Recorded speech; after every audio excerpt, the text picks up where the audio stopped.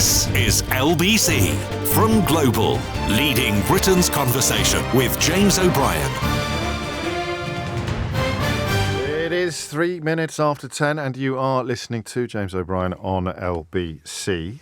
Happy St. George's Day. It's a nice greeting. I like the St. George's Day traditions. Do you like the St. George's Day traditions? My favourite St. George's Day tradition is probably Sadiq Khan posting a very lavish and patriotic paean to our patron saint and then going on to far-right media to find people claiming that he's never mentioned it at all. That's a lovely St. George's Day tradition. It warms the cockles of my English heart to see people lining up to attack a brown man for celebrating his Englishness. It's a lovely thing to see. Or, as a new tradition now, apparently you pretend not to understand why the Prime Minister might talk about the need to reclaim the flag. I remember attending a National Front march with my father. I should probably clarify that. My father was covering it for the Daily Telegraph. And of course, flags of St. George were absolutely everywhere. I think people might even have been wearing them. So the battle to reclaim that kind of iconography from people who would be today using St. George's Day as an opportunity to attack a brown Englishman for celebrating his Englishness. Apparently now you can also pretend, another tradition to add to the list, not to understand why there is a need to keep the fires burning, if you like, when it comes to distinguishing between proper patriotism, which can be represented, sadly, by the same iconography, the same flag, as fake patriotism or a sort of form of supremacism. So I don't know is the short answer. David Cameron has been in touch. I doubt it's that one. But nonetheless, he hopes I will be properly covering St. George's Day today, James. But he adds, I doubt it, though, as these days you'll get arrested and thrown in jail just for saying that you're English. And that, to me, is a beautiful example of the finest English tradition of all, which is a sort of self-deprecating humour and the ability to poke fun at ourselves. But wait and see. We shall have to wait and see what the programme holds. But I mean, if you're interested, I'm always struck by the fact that St. George's Day coincides with the putative birthday of William Shakespeare, and probably the greatest lines ever written about the patron saint are written by William Shakespeare. Cry God for England, Harry and St. George. Something which, as you may have picked up yesterday, I'm happy on all three fronts to still endorse several hundred years after William Shakespeare wrote it, and even more 100 years after the events that he was writing about. The Battle of Agincourt, I think, in Henry V. Cry God for England, absolutely. Harry, love the bloke. Such a shame that he's been exiled to California. God, England and St. George. So it's all there, everything. The hat trick, if you like. The holy triumvirate of patriotism. We begin, somewhat annoyingly, with the story that should be dominating the news agenda today, and to be fair, in most grown-up media is Donald Trump. I read on the front page of the Daily Telegraph, and it picks up on stories that have mysteriously also percolated to the top of the news agenda at the Washington Post and some European organs. But the front page of the Telegraph tells us that Donald Trump is to allow Vladimir Putin to keep almost all the territory he has seized from Ukraine under the terms of a proposed peace settlement.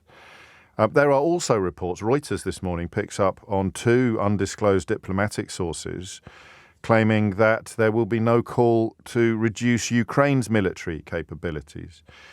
And that may cause minor irritation to Vladimir Putin because it would represent a failure to essentially roll out a Ukraine-shaped carpet and invite Vladimir Putin to trample all over it. It's possible that the US peacekeeping plan or the US ceasefire plan has managed to achieve approval from neither Ukraine, the EU, nor Vladimir Putin's Russia. We will find out more details about what's going on later in the day, but we already know that the key consigliere of Donald Trump, who were expected to attend, will not attend. It was announced overnight that they're not coming. Instead, the head man is heading to Moscow for about the fifth time since Donald Trump became president. And because this is the way that diplomacy works, it now means David Lammy won't be attending a meeting that he was actually scheduled to host. So that is diplomacy. The head honchos from the United States aren't coming. They're sending the negotiating team or the backroom boys and girls, if that's the correct phrase to use, and therefore our head honchos, our Secretary of State equivalent, our Foreign Secretary pulls out, and our sort of team of negotiators go there instead. I think, and it's a dreadful overused word, I think that's about optics, isn't it? You know, if you're not sending your top people, then we won't send our top people. It's not it's not petty. It is diplomatic procedure. It is precedent, diplomatic precedent. But by goodness me, from the outside, it looks a bit stupid, doesn't it? A source with knowledge of the plan's contents said that the first 2 points cover an immediate ceasefire and direct talks between Ukraine and Russia. Zelensky, of course, accepted that in principle years ago, but there are things upon which he will not back down. Point 3 requires Ukraine to refrain from seeking membership of NATO. They can still join the EU, but they're not allowed to join the military alliance. So even as Donald Trump seeks to weaken NATO and possibly even withdraw from it, he doesn't want Ukraine to be able to join it. It is a ceasefire settlement that would leave the Ukraine with no guarantee from the United States of security support, with the removal of any future right to join NATO, with a surrendering of territory illegally invaded and annexed by Vladimir Putin's Russia, and with pretty much zero recognition of the incredible fight and unexpected, certainly by Russia and most international observers, that the Ukrainian people have put up since that illegal invasion. He'd also get Russian sovereignty over Crimea, which of course is the region of Ukraine that he illegally annexed in 2014, when the West, up to and including the real David Cameron, that's not fair, the better known David Cameron and the then American President Barack Obama sat on their hands and let him. It's a funny one, that. How did he get away with that answer? Because it all happened so quickly. It's that simple. I've said to you before, and I'll say to you again, that if the invasion of Kyiv had gone according to plan and the Russians expected to take it in 2 or 3 days, then there would be no international outcry. There'd probably be no sanctions on Russia. No major sanctions, and the ones that are there now hardly do the job as well as they could. But because it happened so quickly in Crimea, there was no opportunity really for the international community to properly object, and that's what they thought would happen in Kyiv. But it didn't, largely because the Ukrainian people were not prepared to countenance it. And in Volodymyr Zelensky, they somewhat unexpectedly, given his background in showbiz as a comedian, they somewhat unexpectedly found their Churchill. So imagine how Churchill would respond to the idea of our American allies carving up an invaded region and handing it over to our enemies. I'll say that again in case you haven't been paying attention. Imagine for a moment how Winston Churchill would respond to the idea of our historic friends and allies in the White House carving up an illegally invaded territory and handing it over to our enemies. Because that is what this plan proposes. I don't know what happens next. It puts Keir Starmer, whose timidity is becoming a potentially fatal political problem, in a tricky position, because he's talked about the necessity of a US backstop, the necessity of a US security guarantee, and described it as the only way to effectively deter Russia from attacking Ukraine again. And this proposal doesn't do that. So he's talked about it being a necessity, but he hasn't talked about what would happen if the necessity ain't there. What that point does highlight, of course, is the absolute absence of any guarantees that Ukraine wouldn't be invaded again by Russia. I mean, when would Vladimir Putin, when would you point to the time that he abided by international law or negotiated settlements? Unbelievable. But there it is. Our allies, our former allies in the White House, carving up an illegally invaded territory and handing it over to our enemies. Handing it over to the war criminals. Something else Donald Trump has done that you may not be aware of is massively dialed down the United States' involvement in, wait for it, investigation of war crimes committed by Vladimir Putin, up to and including the one committed this morning. By my understanding of international law, deliberately targeting a bus full of civilians is a stone-cold war crime. Just as deliberately targeting ambulances full of paramedics would, under my reading of international law, be a stone-cold war crime. But we know that there are some war criminals, there are some alleged war criminals, most obviously Benjamin Netanyahu and Vladimir Putin, who Donald Trump seems incredibly relaxed, if not, I think, actively and passionately supportive of. So we circle back to this question, which makes me feel a bit silly. I'm okay feeling a bit silly. I often feel a bit silly. But it circles back to this question that is becoming impossible to ignore. I should tell you that the genius that is Yuval Noah Harari, the author, whose work you will probably be familiar with, most obviously Sapiens, he's offered a really intellectual analysis of what might be going on here. And he makes a point I've made in the past. The surprising thing about Donald Trump's policies is that people are still surprised by them. That's the normalcy bias, the normality bias, isn't it? Yeah, okay, so a United States president is carving up illegally invaded territory and giving it to the illegal invader. That is shocking. Normality bias tells us that should not be happening, so we're still shocked that it is. But if you were to be doing this, if you were an algorithm or a computer crunching these numbers and crunching recent events, you would be supremely disturbed by it.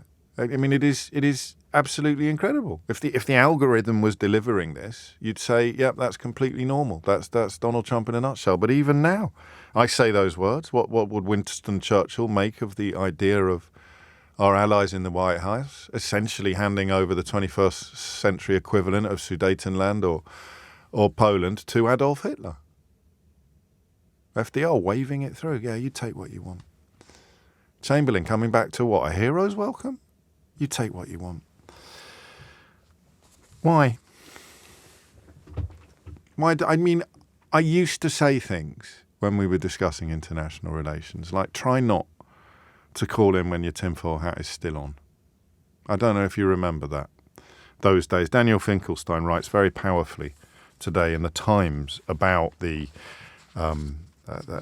power of stability is how I would describe it. And he reminds us, of course, that Farage and Trump are interchangeable when it comes to causing chaos for no obvious reason except self-interest and self-promotion. And he reminds us that the rule of law protects us all. He reminds us that institutions, although fallible and imperfect, are our only safeguard against chaos. He reminds us that when loyalty is the only thing you need to get ahead in an administration, the appointment of incompetence becomes inevitable. The shattering of alliances becomes commonplace. Chaotic firings, institutional vandalism become daily occurrences. Protectionism and economic self-harm, hello Brexit, become normalised, and democracy itself is undermined, as is the rule of law.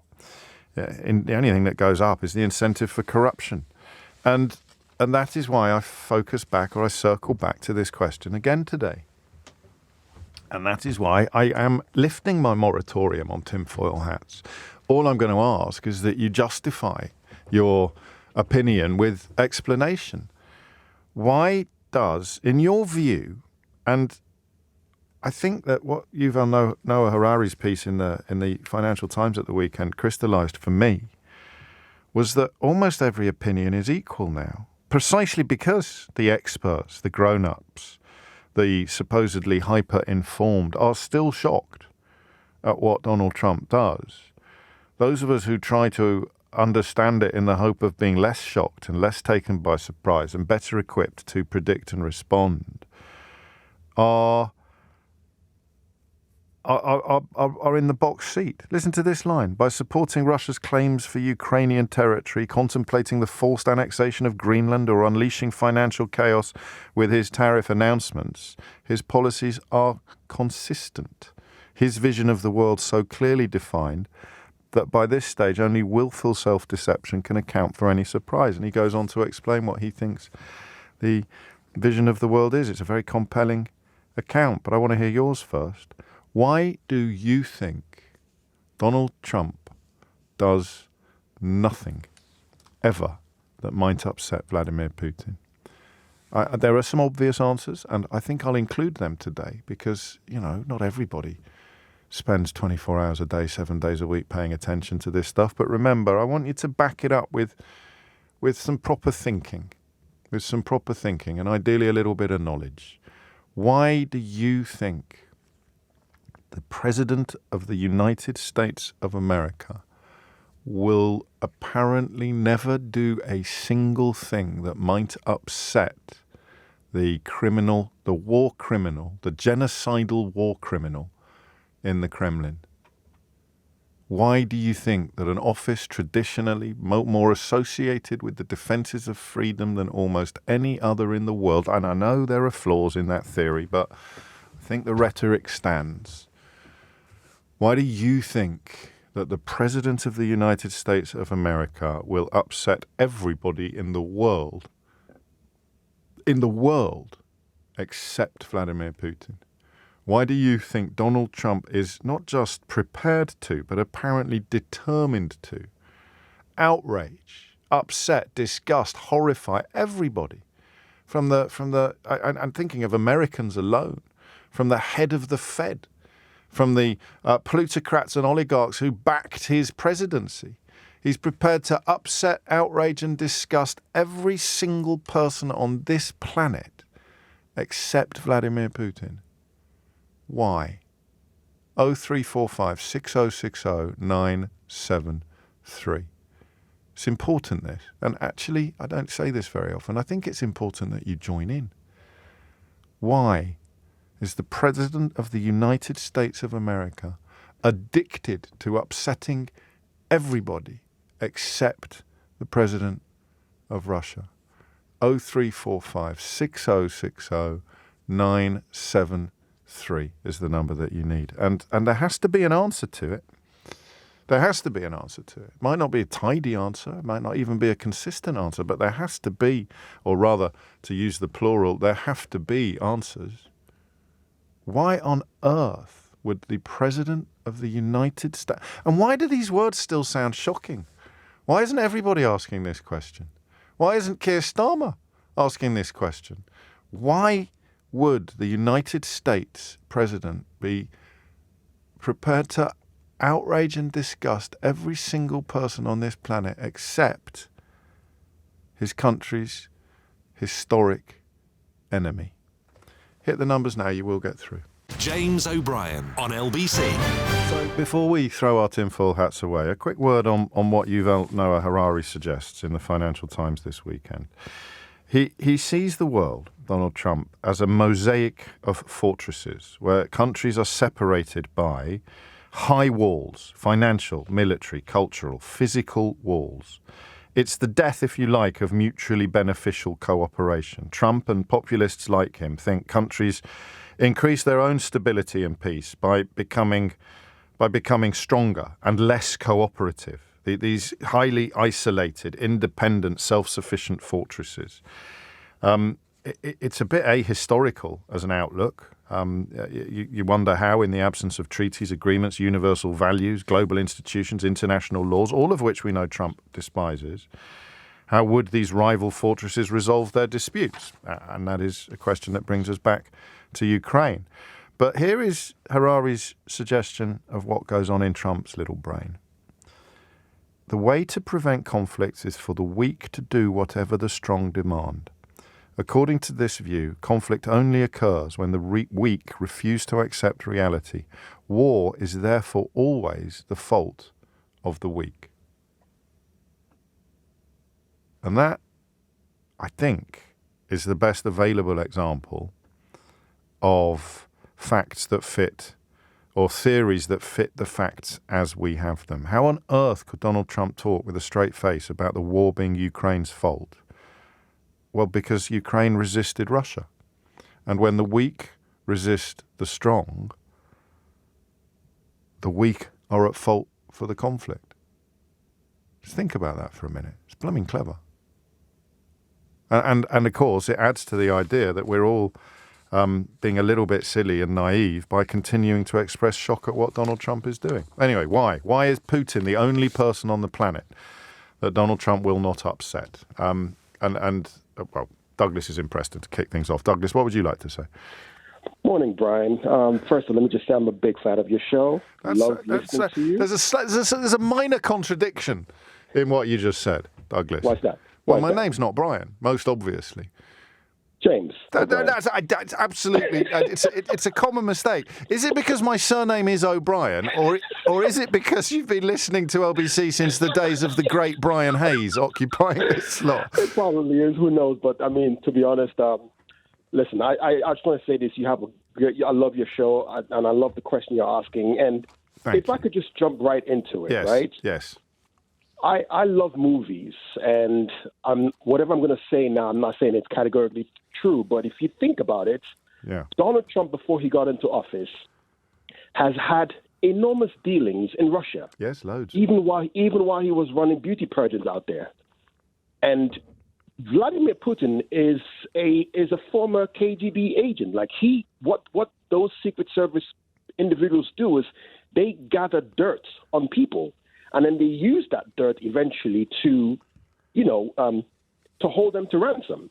And who knows what Vladimir Putin has on Donald Trump, because he's literally dancing to every tune that Vladimir Putin is playing. And if my opinion here is that if Donald Trump decides to go against Vladimir Putin, Putin can literally expose certain things about him. I wonder about that. I'm going to hear this a lot today, Douglas. I think you're pretty close to sharpening Occam's razor to the sharpest that it's ever been, because it's very difficult to resist the idea that he is frightened of something. But just pause for a minute to imagine what it would be that Donald Trump would be unable to dismiss dishonestly as either fake news or a liberal conspiracy. He's still claiming that he won the election in 2020. Still claiming that. He's now persecuting people who told the truth about it. There is no lie too big for him not just to contemplate, but actually to deliver. And so whatever we think, and I think the Russians have a word for it. I think the word is compromat, and it's the material that they use to persuade, for want of a better word, business people in Moscow to do what they want, or to provide a piece of the action to Putin's goons. I genuinely don't think there's anything big enough to puncture Donald Trump. Well, I mean, James, let me just say this, you nearly said Brian again. No, I didn't. I was literally trying to just gather my thoughts there. But go on. James, I would say this, right? I can't help and shake the thoughts in my head. Sure. That what Vladimir Putin is doing to Trump has that on a lot of.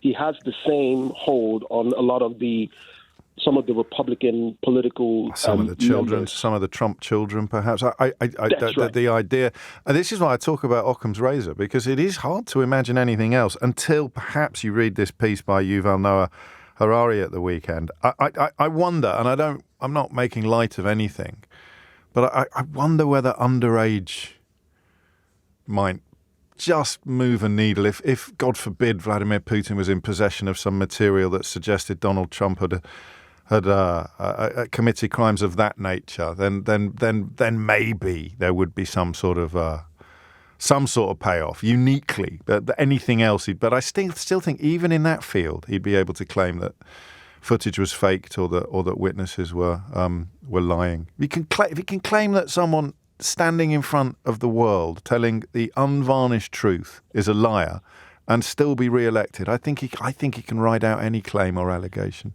Well, it depends. Just one last thought. It depends on two things.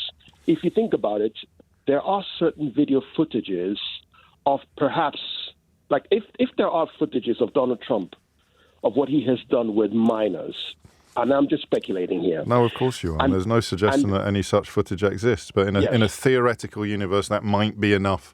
That might be enough to bring him down. I mean, that the claims were that were around at one point about the indulgence of peculiar habits in Russian hotel rooms with, shall we say, paid accomplices who no one has ever suggested were underage. But I don't know. I think that when you are trying to fill a vacuum of understanding, and the idea that there must be something so awful and so immense that Donald Trump dances to Vladimir Putin's tune at every single turn, it becomes hard to resist. Douglas, thank you. But I resist it, for the record. I don't think that is the answer to the question. I'll probably get a couple more calls suggesting that it is, and that's good, because we're thinking out loud together today. But two things. I think it's a shooting on Fifth Avenue moment. I don't think there's anything. I think his diabolical genius is such that he would ride out any such storm. by claiming that it was fake news, by claiming that it was alternative facts, by claiming that it was the radical left, that it was a conspiracy. And the only circumstances in which he might have a problem is if Putin put his own fingerprints all over the compromat. So if there was footage filmed in Russian hotel rooms 10 years ago, 20 years ago, and Vladimir Putin unveiled it on Russian television, then you'd have a clash that would be impossible to predict the conclusion of. But I don't think that's going to happen. I think it might be, actually, both simpler and more complicated. I think it might be this idea that he just thinks that big, strong territories should be able to do whatever they want, and all problems in the world are caused when smaller, less strong territories say no. I really do. And that's why the echoes of Hitler in the 1930s are so urgent and chilling. The time is 10:30. Thomas Watts has your headlines. James O'Brien on LBC. It's important because the future matters, doesn't it? And even as I read very measured reports and some, I mean, these are times when you really understand the value of the BBC, when you hear people like Jeremy Bowen reporting or analysing situations like this. But I'm reading a very measured, sober report on the talks aimed at securing a ceasefire between Ukraine and Russia being downgraded after the US Secretary of State Marco Rubio and the Special Envoy Steve Witkoff pulled out at the last minute. It means that instead senior officials from the UK, France, Germany, Ukraine and the US will sit down to have what the Americans have now described as technical meetings, while David Lammy hosts a bilateral meeting with his Ukrainian counterpart. But every single line of the sober analysis, wherever you're reading it, in the States, in London, or I mean the London media, in England, in the UK, or in any of the other countries involved, up to and probably including Ukraine, France, Germany, no one really identifies the major flaw in all of this, which is Vladimir Putin will not abide by anything. It's a bit similar, in a very weird way, to the trade stuff. Rachel Reeves in Washington today, everyone's saying, she's got to get a trade deal, she's got to get a trade deal. The countries that Trump just slapped tariffs on had trade deals. They had negotiated and secured tariff-free trading, or much lower tariff-based trading with the United States of America. And then the Mango Mussolini woke up one morning and decided to tear up those agreements and impose tariffs on people. We've got to get a trade deal with the guy who has spent the last month proving that he doesn't respect trade deals. And then, I don't know, maybe if you're an apologist or an optimist, and it's hard to tell the difference between the two sometimes, you say something like, but he'd respect the trade deals he signed. You mean like the withdrawal from Kabul that he negotiated and agreed with? He's supported that, has he, when Joe Biden was compelled to implement it? Or has he tried to pretend that it was all Joe Biden's fault? The man is utterly unreliable. And as my friend Nick points out in a text pinged on my phone, you can't really compromise, can't work on a man with no sense of shame. So why is Donald Trump terrified, apparently, or reluctant, or refusing, or unable to do anything that upsets Vladimir Putin? Matthew's in Guildford. Matthew, what would you like to say? Hello, James. Hello, mate. I think it's a little bit more simple. Donald Trump admires Vladimir Putin because, Vladimir Putin strolls around in his palaces like a czar, and is a strongman leader, and, he doesn't take anyone's opinion. He just does what he wants. And I think Donald Trump actually admires that. And I think he's looked at it and he's thought, right, who's going to be more useful to me in the future? Yeah. Ukraine or Russia? To me as well, not to the United States, but to me is what I mean. That you can distinguish between the two, but it's probably more me than we. Exactly. And I think he's looked at, and of course, he's all about the art of the deal. He's all about winning, isn't he? Winning. Now, who's winning that war, really? Russia are winning the war. Well, I don't. Why? Russia in terms of they've taken a lot of territory off Ukraine. Ukraine have taken nothing from Russia, so ergo they are winning. In his calculation, the honour, the principle, the courage, the bravery, none of it matters. It's just a numbers game. And he hasn't got a British sensibility of, we're like a plucky loser. He's all about the winner, and who's winning that fight, that toe-to-toe fight between Putin and Zelensky. Putin is winning, therefore he's never, ever, ever going to back a loser. He's like, okay, Putin's winning, he's on. Yeah, I'm all into Putin, and whatever he wants, I'm all over it. And I think it's as simple as that. He hasn't, the man has displayed he hasn't got any morals or any sensibilities. So he's just I'm going to go with the winning side. I would never back a loser, and I admire Putin as a strong leader.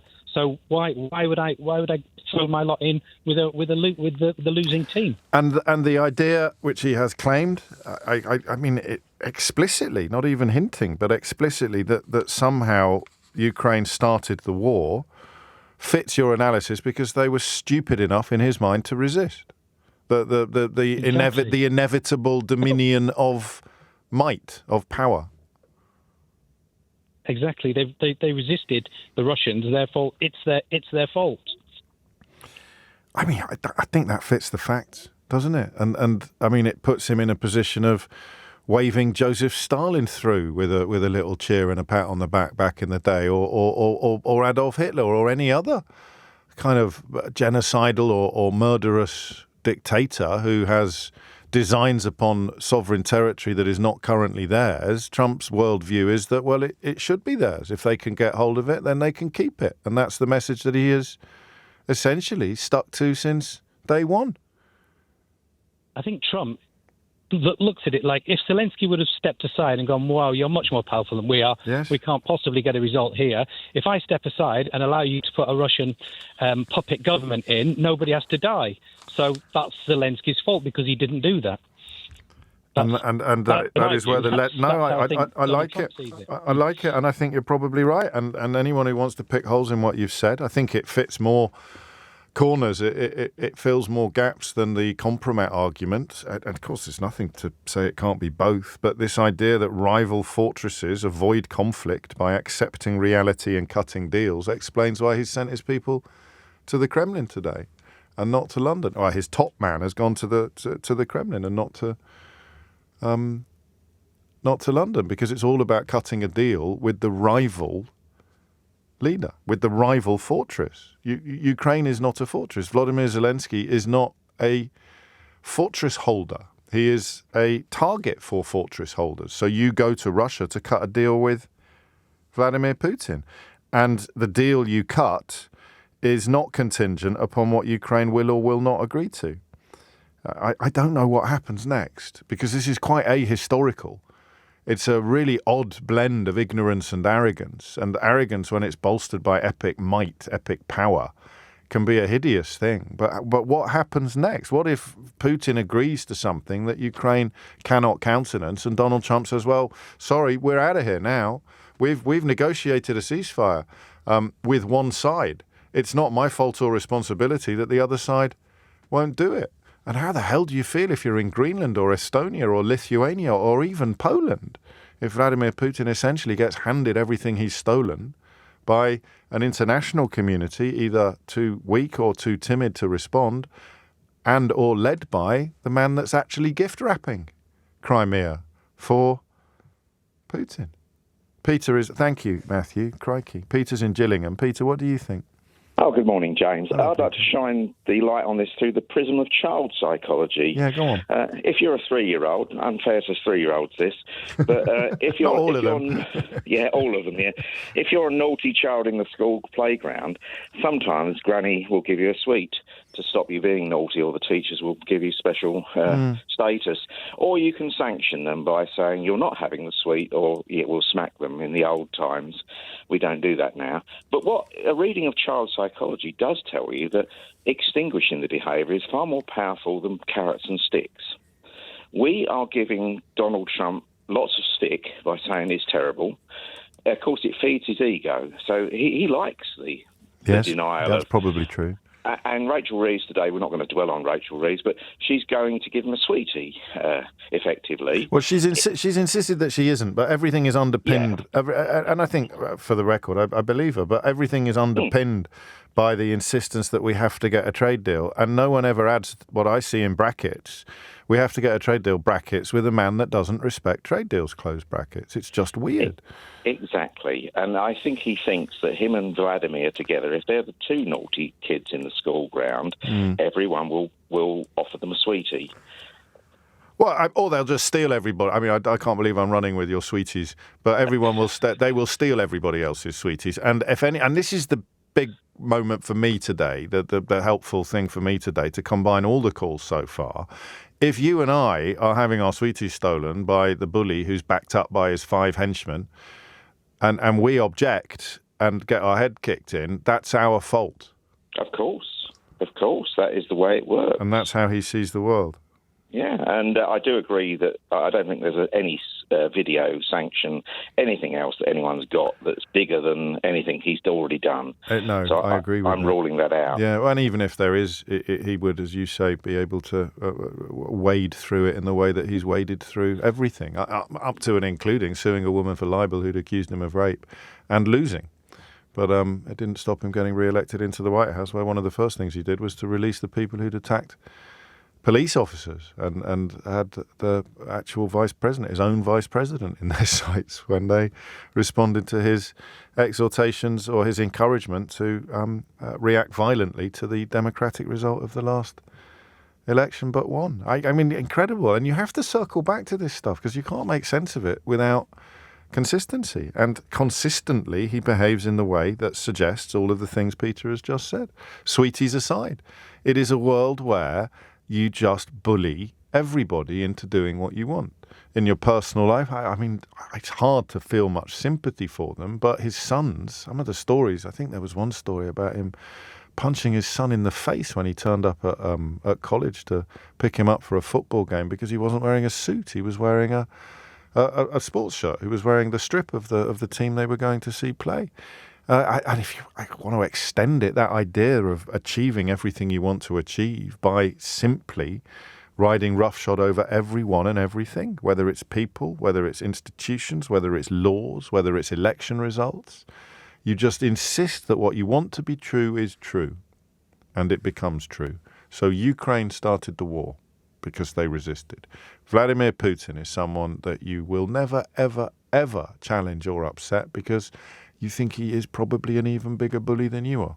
And you are probably right.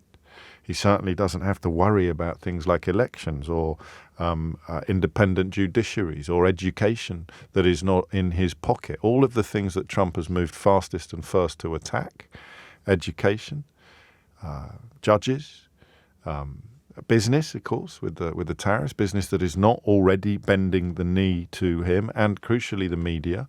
He looks at Vladimir Putin and he doesn't think, God, that's disgusting. He thinks, God, that's brilliant. Why can't I have a country where the media just blows smoke up my backside all day? Why can't I have a country where universities aren't allowed to teach anything that I don't like? Why can't I have a country where people who protest against my regime or against any regime that I support can get thrown in jail without trial or even deported to a gulag? Why can't I have a country where judges aren't allowed to put any brakes, where laws are not allowed to have any impact upon my imperial ambitions? Why can't I have a country where the media is in my pocket, where the judges are in my pocket, where the entire education system is in my pocket, and where businesses are forced by my ludicrous policies to do whatever I tell them to do? And you look me in the eye and tell me that he hasn't spent the last 100 days trying to create precisely that country on the other side of the Atlantic. James O'Brien on LBC. It exposes the lie behind the promise that in a world of fortresses, everyone will feel less threatened and every country could focus on peacefully developing its own traditions and economy. It's very Trumpian, this, doesn't it? It really fits the facts as we have them. And, of course, the fact that it's a lie, this promise, that in a world of fortresses everyone will feel less threatened, doesn't touch the sides of Trump's rhetoric, because he'll just insist that it isn't. In fact, Harari writes in the FT this weekend, the weaker fortresses would soon find themselves swallowed by their stronger neighbours, which would turn from national fortresses into sprawling multinational empires. Don't be ridiculous. Donald Trump doesn't want a sprawling multinational empire. Okay, ding, ding, ding, Greenland. What's that about? Did you know, and I didn't know this, I'm not going to pretend that I did, that after the 9/11 attacks, Denmark fulfilled its NATO treaty obligations enthusiastically. In fact, this is a per capita comparison, but the 44 Danish soldiers who died in Afghanistan constitutes a higher per capita death rate than that suffered by the US itself. So these are the international conventions, the traditions, if you like, the treaties, the agreements, the cooperations that Donald Trump despises. America got attacked.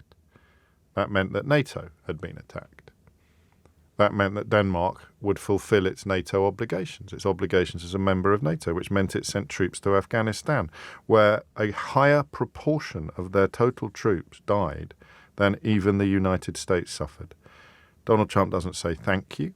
Donald Trump doesn't explain this to people. Donald Trump almost certainly doesn't even know this, and if he did, he wouldn't care. He simply expects Denmark to hand over Greenland, to capitulate to his imperial ambitions. You're either a vassal or a rival, and with rivals you do deals and you cooperate. With vassals, you just chew them up. You suck them in. You overcome them. So he sees Zelensky as a vassal, not his vassal, but Putin's, and he sees Putin as a rival. So he is doing all the negotiating with Putin. What he's trying to find is something that Putin will agree to today. And of course, if you're Ukrainian or Lithuanian or Estonian or Finnish or even Polish, you're more worried about what he's going to do tomorrow if he gets a pat on the back and a biscuit for his last illegal invasion of a sovereign territory. Mendoza is in Vauxhall. Mendoza, what do you think? Right. Well, look, we're dealing with a guy here that's been bankrupted, 6 times or thereabouts? I can't keep up with it. And each time he's been bankrupted, he's gone to Russia for them to shore him up. And you've got to remember, James, that, when you're living in that situation, there's no way that you can upset the people that shore you up each time.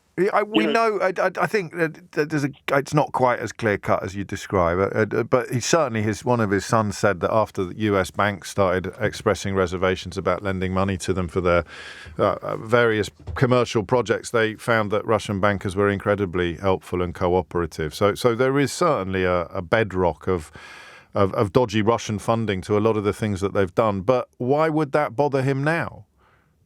Well, it's not a question of bother. He is. No, but what leverage does it give them now? Well, look, they must have been doing backflips when they realised that this guy that they've been giving money to all these years, because it's not yesterday that this happened. This has been going on for years. Yeah, but what leverage does it give them now? If he doesn't because he's in the White House, for God's sake, So no, you're misunderstanding the question. What can they do to him now? He doesn't need their money now. He's probably made more money from manipulating the market since the tariff announcements were made. No, that's true. That so is very true. What exactly do they have on him now that's going to hurt him? Well, the thing is that you can say nothing. He's still in their pocket. Come on, he's still in their pocket, and there's no way that he can get away from this. It's like having a Russian in the flipping White House right now. Yeah, well, a Manchurian candidate type scenario, unless you buy into this other analysis, which simply paints him as seeing the world as an ever diminishing number of players, with everybody else subsumed into a player's orbit or into a player's empire or a player's universe. Trump is a player, Putin is a player, China is a player, the European Union is a player, Zelensky is not a player, Britain is not a player, but various other countries that are not in one of these fortresses are not players, which means they're fair game. You're right. You realise that he's not coming out of the White House, don't you? What do you mean? That Vance will replace? The tinfoil hat. James. No. He's already had. Oh, you mean? Sorry, yes. I thought you meant that he was going to be done in by dark forces, whereas what you mean is he's going to abandon democracy. No. He's not coming out of there unless that place catches a fire and he's going to be burnt in it, mate. Which no one would welcome. But what you mean is he's going to tear up democratic norms. Listen, damn you, Mendoza. Damn you and all who sail in you, because now you're putting me in a position that I was criticising at the beginning of the programme. So let me read you that line again from this brilliant article that I will share with you later if I can. The surprising thing about Donald Trump's policies is that people are still surprised by them. OK? And here I am, having completely endorsed that worldview and poured a little bit of scorn on people who are still expressing surprise at the things that he does, about to say, I don't know if he'll go that far, mate. Of course he will. If he thinks he can. And actually, even if he thinks he can't, he'll try. Of course he's not going to abide by democratic norms. Hey, this isn't tinfoil hat territory. What has he done as president that makes you think that he will abide by and seek normal elections in 2028? What? Absolutely. What happened last time he stood for an election that he didn't win? He's still claiming that he won. I don't know what the Constitution can do to stop this from happening, but I know what he can do to seek to overcome the Constitution, and he'll have a crack. Sorry, Mendoza, I was too busy interrupting you to register what it was you were actually trying to say. Richard is in Belfast. Richard, what's going on? I think that just a small part of it is that Donald Trump sees in Putin the characteristics that his father had. A father who he continually disappointed and craves his approval. So I think he wants Putin's approval, and Putin gives it to him, tells him what his father never told him, that he's brilliant, he's great, and all the rest of it. You worry slightly about reading too much into an image because, the image, and I remember this from my newspaper days, the image could have come from, a whole roll of film. I know we live in the digital age now, but you take my point. The whole roll of film, and the picture editor has found the one where he looks like a little boy basking in the approval or fearing the disapproval of his father. And there are a lot of pictures like that around. Normally when you see Trump on the world stage, he's literally pushing people out of the way to get to the camera, or he's behaving like the most entitled man in the land of the entitled. And yet when he's on screen with Putin, please, Daddy. Yes. Please, am I good enough for you now, Daddy? Am I good enough for you now, Daddy? And why did Putin say to whatever his top diplomat, Trump's diplomat is, when I heard that he had been shot, tell him I went and prayed for him. What? Daddy loves me. Yes. Daddy loves me. Like Putin believes in God. Absolutely, yeah. Well, a lot of psychology on the show today, and psychology is what you reach for when traditional politics fails. Something has to explain the personality defects that, given the right circumstances, can create Putins or Hitlers or Stalins or Trumps. And a large part of it is with all of our problems, Richard, including yours and mine. It's childhood. Tell me about it. It's 11:58. Philip Larkin, anybody? Would this be the verse? I can't to say the first line of that poem on the radio, and of course it applies to varying degrees to us. I did try once to euphemistically do it. They mess you up, your mum and dad. They may not mean to, but they do. They fill you with the faults they had and add some extra just for you. But of course Larkin didn't use the word mess. And Mary Trump goes in hard on this, as Jamie reminds us. Trump's niece, who is a psychotherapist, who is a fully qualified and practicing psychotherapist, is absolutely crystal clear. Someone told me it was Brian Conley.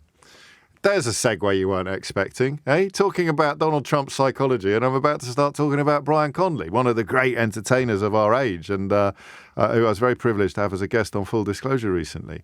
And we talked, as you'd expect, about the benefits of therapy and the role that therapy can play in undoing some of those things that Philip Larkin wrote about. And he talked about the thing that Elton John, through therapy, discovered he was doing every time he performed. It's an incredibly powerful moment in the interview, because Brian goes on to tell me what it is he realised through therapy he was doing throughout his professional life, what he was shouting back to his childhood. But in Elton John's case, reportedly, it was, "Am I good enough for you now, Dad?" So he'd be on stage at Madison Square Garden or Wembley Stadium or whatever it may be, and little Elton John, the child within him, is still shouting, "Am I good enough for you now, Dad?" Hey, I tell you what, if only Donald Trump had become a singer-songwriter, eh? Instead of a president, we'd all be better off. James O'Brien on LBC. It is 3 minutes after 11, and you're listening to James O'Brien on LBC. I think we'll observe a proud English tradition now, and we will talk about what Englishness is, because it is St. George's Day, and I am enduringly fascinated by this. And just as Keir Starmer has talked about the obvious importance of not letting the flag of St. George be claimed by far-right lunatics, and that was definitely the case when I was growing up. Not just the flag of St. George, but I think the Union flag as well. Ain't no black in the Union Jack. Do you remember that? I don't know how late you'd have to have rolled out of bed this morning to not understand what the Prime Minister was talking about when he made this observation. You've just forgotten the days when people were literally marching around in bother boots shouting there ain't no black in the Union flag. And the flag of St. George achieved a similar status, which has been clawed back, I think, largely by the footballers, actually. I think largely by Gareth Southgate's magnificent meditation upon Englishness. It would be impossible, for example, to watch This England at the National Theatre, James Graham's magnificent play, which has now been updated to include the fact that we didn't, of course, go on to lift a trophy under Gareth's glorious rule when he first wrote the play. It ended, Dear England. When he first wrote the play, it ended on a very optimistic note. But sadly, as is always the way with English football, but will not be the way with Kidderminster when we go to Southport on Saturday. Reality intervened, or gravity intervened, and James has now rewritten elements of the play to reflect the fact that it didn't have the happy ending that we hoped for, but it had a very different happy ending, because it reminded us that Gareth Southgate, and I think this is why he has been knighted, and it's why his... was it the McTaggart lecture that he gave recently? But it certainly gave a very important lecture recently, has been so powerful because he helped to recognise Englishness, albeit through the prism of football. But nonetheless, he went much further than football.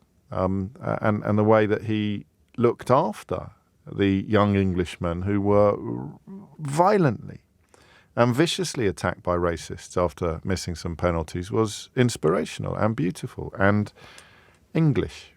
The problem with trying to define nationality in this way is that you will never find anything that doesn't apply to other nationalities as well. This is, for me at least, what's the word I want? This is the best illustration of the borderline pointlessness of conducting phone-ins like the one I am about to conduct. Unless you want to indulge absolute gibberish about Morris dancing and warm beer, then trying to define Englishness as different from other nationalities, most obviously, I suppose, Welshness and Scottishness, is, I think, an almost impossible task. And yet, of course, as is often the case with things that are difficult to articulate, it doesn't affect how you feel. It doesn't affect how you feel. You feel English. I will be cheering Kidderminster Harriers on Saturday, not uniquely, because lots of people support football teams all over the world, but it will be an act of Englishness, supporting my local English team in a crucial tabletop battle in pursuit of the of glory. I like this from a mate. If the Dear England vision of what it means to be English was the truth, I'd be proud to be an Englishman. As things stand, no thanks. I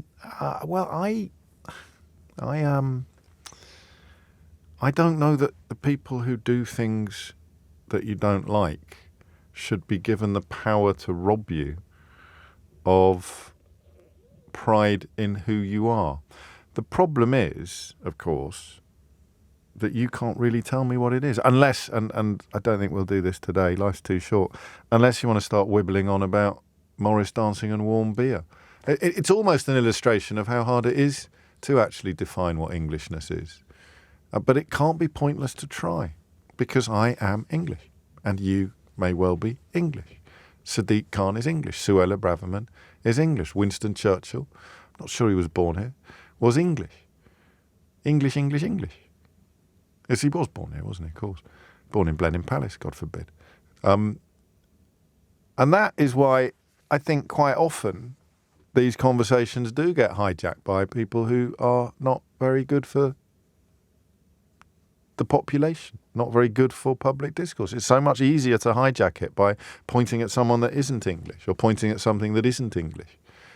And I don't know quite what the point of that is, except to sow division and to upset people. But I want to try. It is an illogical, as Elise writes, it's an illogical characteristic to build into one's identity. Nationality, where you are born or raised, is arbitrary and it's out with your control as an individual. But I wonder whether it goes back to that article I was referring to a lot in the last hour. Because for thousands and thousands of years, Trump's worldview was the worldview. Trump's worldview was how the world worked. It was a world of fortresses, and not even on a global scale. I spend a lot of time in the Peloponnese in Greece, and the local warlords there exercised dominion over territories, and they would constantly be coming to arrangements with rival warlords, or when push came to shove, fighting rival warlords. You see it in this country. The Picts, the Celts, are just having these centralized regimes, even on a really small scale, city-states, where you would build walls to protect yourself from invasion, you would raise taxes, you would enrich leaders, and you could only do that by somehow inculcating in the minds of your subjects a sense of uniqueness and loyalty. The Romans probably did it best, and I don't fully understand why. How the Romans managed to subsume the civilizations that they conquered, how the Romans managed to kind of move in to, Christianity did it in a way as well, but the Romans in particular managed to conquer territories and then somehow engender patriotism towards Rome in the territories that they'd conquered. That's incredible. Isn't that incredible? And I know that's true because I've seen both gladiator films. That ability to somehow mould patriotism, you know, senatus populus quae Romana, and you'd have people in England who'd been born in bloody Birmingham buying into that idea. But you'd also, of course, have Boudica trying to shake off the yoke of imperial. I wonder if it goes back that far. Why do I feel English? Because I'd have to feel English to fight you if your lot come over trying to nick what I've got. Otherwise, why am I going to go and fight? Why am I not just going to wait and see who wins and then carry on with my completely normal life? It makes no odds to me. I'm a horny-handed son of the soil. It makes no odds to me at all who's sitting in the palace at the centre of my country.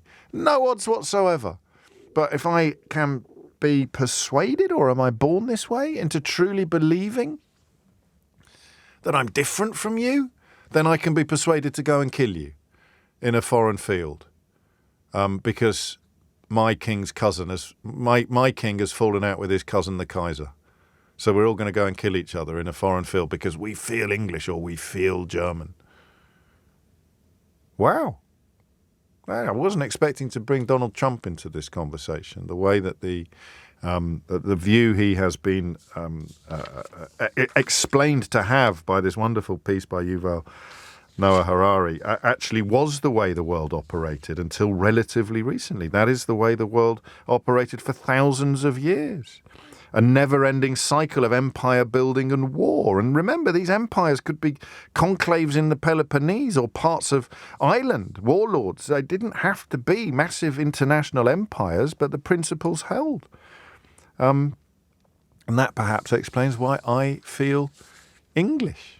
I feel English. Why? Why do I feel English? 0345 6060 973. Why do I feel English? I mean, technically, I'm also Irish. But I feel English.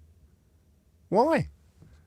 I mean, imagine how ridiculous it would have to be now to answer, Morris dancing and warm beer. I don't like warm beer, and I've never been Morris dancing. So why do I feel English? 0345 6060 973 is the number that you need. Why do you feel? And what if you don't know? What if you've got a flag in your back garden, which is, I guess, I was about to say it's a bit odd, but that's quite snobbish, because no one ever calls the king odd for having a flag in his back garden. But if you're living in a terraced house in Bewdley, it might be a little bit strange to have a massive flagpole, whatever is at the top of it, in your back garden. What if you are? What are you giving it all? English, English, English. English till I die. 2 world wars and 1 World Cup. Why? Why do you feel English? Well, I was born here. Okay, well, so are an awful lot of the people you hate or think aren't English. Even Suella Braverman came out and said she wasn't English, in the hope of appealing to people who think that being English is somehow What? So I feel English. Well, listen, I can't be... You can always rely on somebody to raise the background of St. George. And I think the relatively pertinent fact that he almost certainly never set foot in these islands. But so what? It's not what we're talking about today. We're talking about the traditions of St. George's Day. My favourite at the moment is the way that Sadiq Khan holds a massive party in Trafalgar Square and posts all manner of social media messages about how important it is to celebrate St. George's Day and how proud an Englishman he is. And then lots of racists come out and attack him for not celebrating St. George's Day. That's probably my favourite St. George's Day tradition at the moment. That and the cheese rolling. Does that happen even on St. George's Day? So why do I feel English? 0345 60 60973. Metal detecting. You're going to make me laugh this hour. Metal detecting, James. Come on, writes Pat. They must do that in other countries, don't they? But I'm thinking of the Mackenzie Crook, Toby Jones comedy series, and I would say to you that feels... Is it ineffably a word that applies in this space? It's one of those words I keep meaning to look up and I always forget. And then occasionally I do look it up and then I immediately forget what it was that I discovered. But ineffably English. Mackenzie Crook and Toby Jones spending all of their spare time metal detecting and having a bromance. That to me feels ineffably English. But my goodness me, I bet the Scandinavians could have made the same show in Swedish. Or I bet there could be a joke. What on earth does it even mean? What does it mean? 0345 60 60973. I wonder whether you can even answer that. But I want you to try. But let's... And of course, even I'm not self-referential enough to make the whole phone in about me. But why do you feel English? And I don't want to have a row. Well, that's not true. But I don't necessarily want to have a row. I don't think you can. Train Spotting is very English. Yeah, except the film, Phil, which is pure Scottish. So, you do the math on this. I don't think you can... I mean, if you genuinely try to find something that is, quotes, uniquely English, you are going to end up wibbling about Morris dancing, aren't you? Which I'm almost certain is not of particular power in the context of this conversation. And I'm almost certain there will be similar rituals in countries that are not England. So you look for something that is uniquely English, there isn't anything. And yet here we are. Ian writes, as far as I'm aware, it's mostly about cricket. And this, I told you were going to make me laugh this hour. Jim writes, why do I feel English? Lack of ambition, James. But I also feel Irish, especially when I'm in Ireland. What does it all mean? And who was expecting the pre-liberal world order nature of humanity to be the answer to this question? You have to feel English, because if you don't feel English... They didn't just persuade us to go and kill Germans because two cousins had fallen out in 1914. That we used to kill Scots. Scots used to kill us.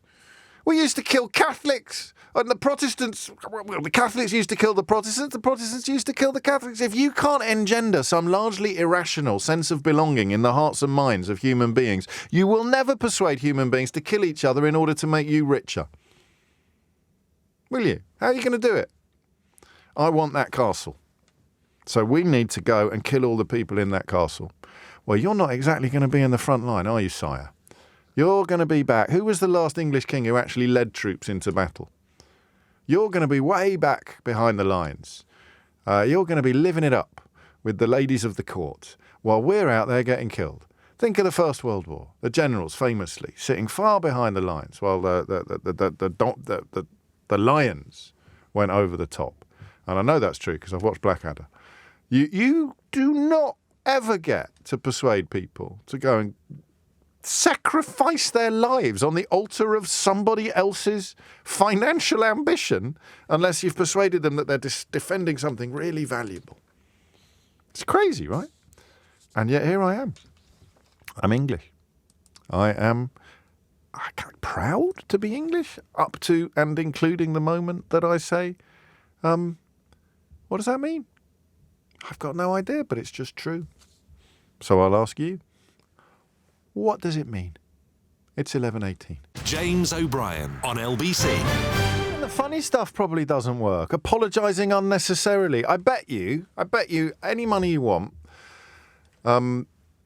I shouldn't tell you this, but speaking of money, I've got a right old dilemma at the moment. I've got quite a large bet on Kidderminster Harriers to win the National League North. And we're now top of the table with one game left. So, the bookies have done that thing that bookies always do, and they've offered to buy my bet back. I could cash out. I'm not going to give you the numbers, but goodness me, it's such a tempting cash out. And I'd come out quids up. But I'd go to the game on Saturday, and I don't know, I'd feel that I'd somehow betrayed the boys by cashing out, by entertaining the possibility for financial gain that they might not actually win. Or, we don't even need to win, as long as Scunthorpe as long as Brackley don't win, we could stay top with a draw. I don't know, it's a weird one, that. It's a weird moral dilemma. I don't think it's peculiarly English, but I bet you any money that you could find another country where if it wasn't a national characteristic, then it was a regional characteristic. So you'd say something like, I'll tell you about the Gerbenburdens. The Gerbenburdens are always queuing up for things. Like it would be a region of a country that you were in, and it would be a regional characteristic. So anything we cite as a national characteristic would be a characteristic of another group of people somewhere in the world. Unbelievable. 21 minutes after 11. And the idea, and also warm ale's not exclusively English either. But the idea that something is uniquely English and you are so desperate to cling to it that you end up talking about Morris dancing and warm beer is simultaneously hilarious and quite worrying. Lloyd's in Lewisham. Lloyd, what made you pick up the phone? Well, because I think I've gone from, speaking to producer, from feeling not English or British at all, feeling English-British, to now no longer feeling it, or not feeling it in the way I did. As a first-generation man born of Jamaican parents. Yes. And it's take me really on the journey that you've been on then. Right. Well, when I was young, obviously I wanted to fit in with my family because I was the only one born in this country. And when I used to say that I was Jamaican, they would say, well, you're not because you're born here. So, and my siblings used to tease me. Yes. But as I got older, I used to class myself as either a British-born Jamaican or English Jamaican, all that sort of stuff, because I also felt that the country itself didn't see me as British or English. Yes. You read the newspapers and if you were black, you were classed as Jamaican, then West Indian, and then. And this is an era when both flags, the flag of St George and the Union Jack, were used as weapons with which people would try very hard to make you feel that you weren't English. Well, exactly, and I didn't. So I would always say I wouldn't say that was British. I would say I'd always say I was a British-born Jamaican. That's what I landed on, and then slowly, and I don't quite know when it started, but I kind of know when it ended. I was feeling, well, actually, things have changed, and I think I would actually fight for this country, which is something that would never have been entered into my head, and that realisation came around a little bit before the Olympics when I was watching English football with all my friends, and all of us were, many of us were wearing England shirts and all that sort of stuff, which wouldn't have happened in the past. Yeah. It just would not have happened. What were the key agents of change, do you think? What were there moments, individuals? I think it was when maybe it was easier seen through sports, when certain sports people were recognised, and it was no longer a thing that person who was wearing an English shirt or was representing Britain had dark skin. It was no longer a thing. It was just. Are we talking about Britain or England now? Well, kind of.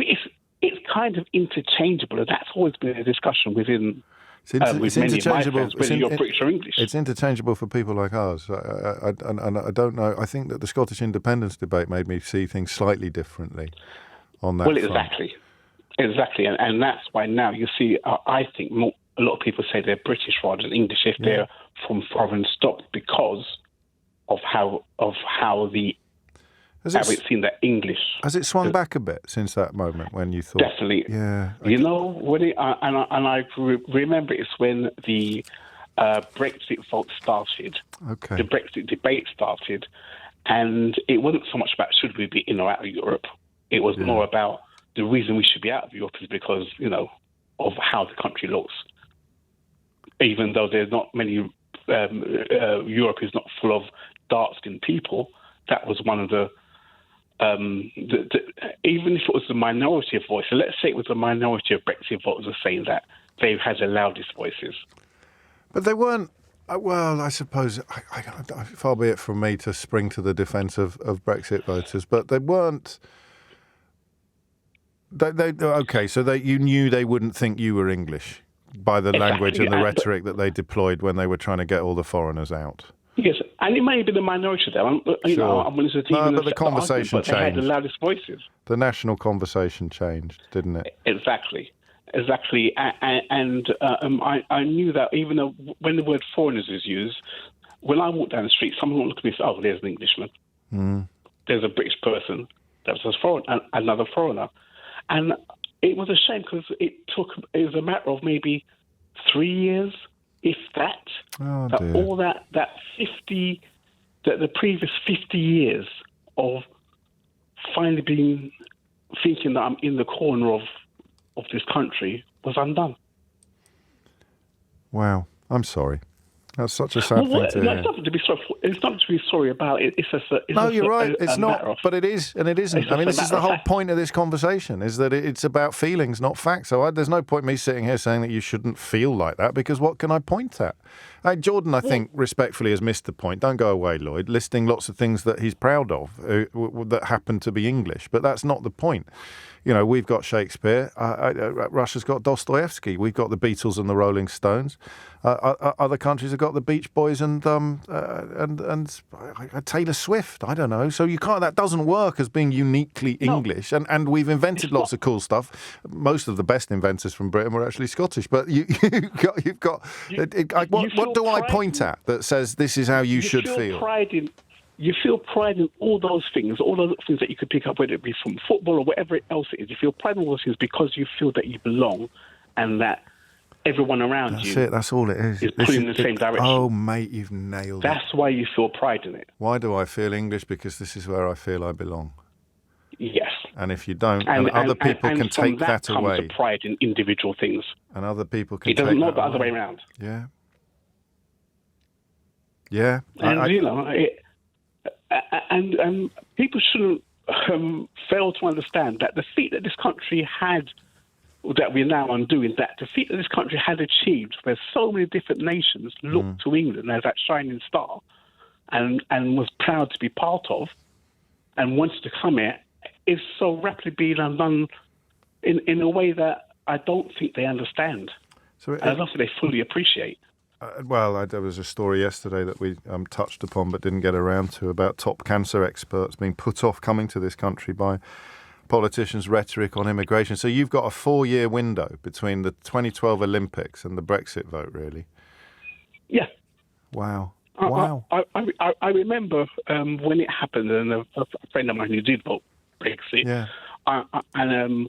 I predicted almost everything that's happened since, especially as far as... God, don't you just hate people who claim that they predicted everything that's happened since? You're the worst people, you lot, who claim that you predicted everything correctly. I bet you even wrote a book, didn't you? Yeah, but the funny thing is, when we had a discussion years later, I kept the text of what we'd been exchanging. Wow. I kept all the text messages, and we went through it, and he couldn't say anything. He's probably listening now, but give him a shout if you want. No. Never the diplomat, we can't Lloyd. Talk about it now. We don't talk about it now. No, I bet that's a very English thing to do, but it's not. You see, I was going to say respecting his friend's feelings, not labouring the point, being serious. It's not English. It might be something that you associate with Englishness, but there'll be German people listening who think that's a very German way to behave. It is simultaneously one of the most powerful feelings you can engender in a human heart, and bonkers. At least for me, as a white bloke, it is.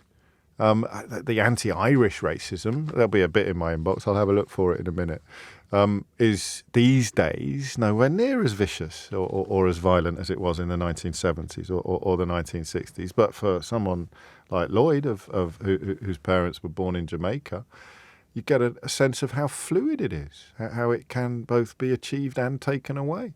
And the reason why, and a lot of people will be unhappy that Brexit is relevant to this analysis, but I'm afraid it is, because the way people talked about Brexit provided an insight into a very peculiar vision of what Englishness meant. In fact, I think sovereignty almost became a synonym for Englishness, and similar to Englishness, no one could ever tell you what it actually meant. Anyway, it's 11:30 and Thomas Watts is here with your headline. James O'Brien on LBC. 33 minutes after 11. Happy St. George's Day and a celebration of Englishness. I don't find all of the... I used to, but we all change, don't we? And I may change back again one day, but I don't find all of the chatter about St. George and his origins and the certainty that he'd never visited these islands anyway, and the fact that he's the patron saint of lots of other places. I don't find that undermines anything. I think it perhaps speaks to the thing that we're discussing today, which is the impossibility of pinning down anything uniquely English. And if you attempt to do so, you end up sounding absolutely ridiculous. But I'm very glad I was born here. I'm very glad I was born here. The problem is, because I was born here, I can only speak English. So I take great pride, if that's the right word, in English poetry. I take great pride in English literature. I don't take that much pride in English history, because the history of all territories is a history of ebb and flow, and usually the enrichment of a tiny minority at the expense of everybody else. But that's not unique to these islands. I'm glad I was born here. I look at I'm bloody glad I was born here and not in a country that is either already or well on the way to becoming a dictatorship. But even if I had been born in a country that was a dictatorship, would I have noticed? Depends on your character. I was speaking to Syrian refugees about what their lives were like in Syria before the civil war started. And guess what? Most of them weren't that fussed about politics. Most of them were just quietly getting on with their lives. Some people were lucky and some people weren't. The middle class lived a relatively nice existence. No desire to get out of the country at all. And yet I'm still glad I was born here. I'm glad that again, I'm not sure this is true anymore, but by hard work, ambition and aspiration, my parents could set me on a rung in our society a little bit higher than the one they were born on, which is what they wanted to do. I'm glad that they succeeded, but would I be less proud or less happy to have been born here if they hadn't? And that's all it is. Just what does it even mean? I don't know, but I'm glad I was born here, which perhaps explains why you don't have quite the same celebrations that you do for some other saint days, for some other feast days, because the Irish part of me on St. Patrick's Day is, in a sense, celebrating liberation from hundreds of years of occupation in Ireland, celebrating independence, albeit incomplete. This is how mad things get when you really start digging into it. So if you are Anglo-Irish, if you feel both English and Irish, you're proud to be part of the country that subjugated the other country that you're proud to be part of for hundreds of years and undertook murderous genocide. Hey-ho, we're complicated, aren't we, as humans? Reading a little bit about the Great Hunger, which I don't call the famine anymore, by the way, because there was no famine. There was loads of food. Absolutely tons of the stuff in Ireland when Irish people were dying in their thousands. It's just that we sent it all to England, the country I'm now talking about being proud to have been born in, the country that essentially presided over the institutionalized murder of many of my ancestors. And it's complicated, right? Maybe it's just a little bit easier to get a little flag that was made in China, start waving it and wibbling on about Morris dancing, because the more you think about it, the madder it gets. And then it takes another lurch back towards seriousness, because we could end up killing each other. You and me. If you feel that you're this and they feel that they're that, we could be best friends at the moment. We could be neighbours. We could have been schoolmates. We could have sat next to each other in class. But if you feel X and I feel Y, and the right conditions are introduced by politicians and circumstances, we could end up on opposing sides in the same war. You think I'm exaggerating? Have a look at what's happening in Ukraine and Russia at the moment. There will be people on opposite sides of that war who were on the same side in Afghanistan. Crazy times. What does it mean? I don't know. I didn't think it was going to be this serious, though. Let's try and make things more light-hearted again. Helen is in Godalming. Helen, what would you like to say? What made you pick up the phone? Hi, James. Hello. I didn't even realise it was St George's Day today. Stone her! Stone her! Shame on you! Helen, what sort of a country hate? Let me find something. Why do you betray? Why do you hate your country? I know. Yes, carry on. But I'm English. No, you're not. I'm afraid you've surrendered that right with your admission. You are no longer English. You are stateless. You're like Tom Hanks in that film. You are. Yeah. Carry on. But I think I am English, and there's nothing I can do about it.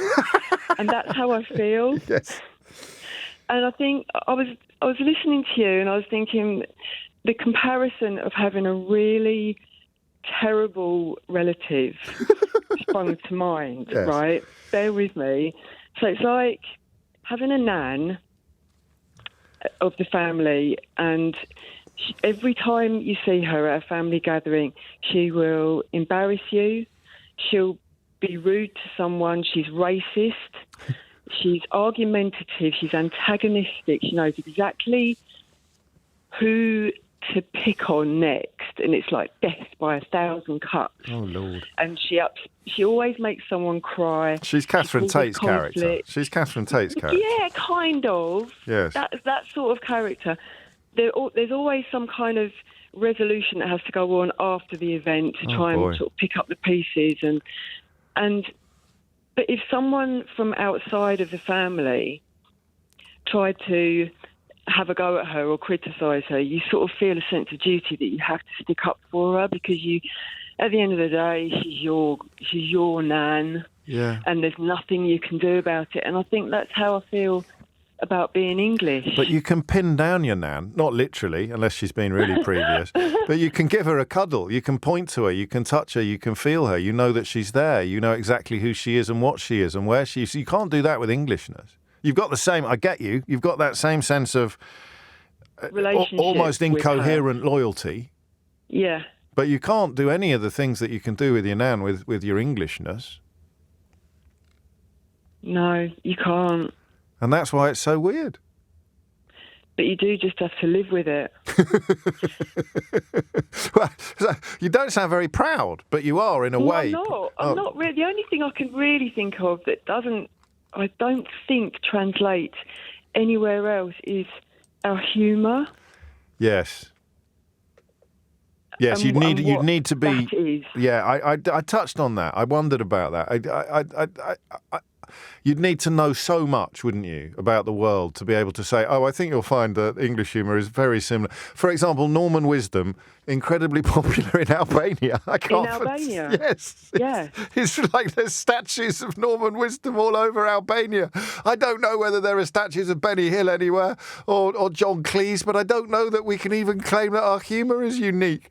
Norman wisdom in Albania. I'd forgotten about that. Yeah. It's true. Here's some humour for you. Is it English humour? Gary's been in touch. It says, it sounds like Helen's met my mum.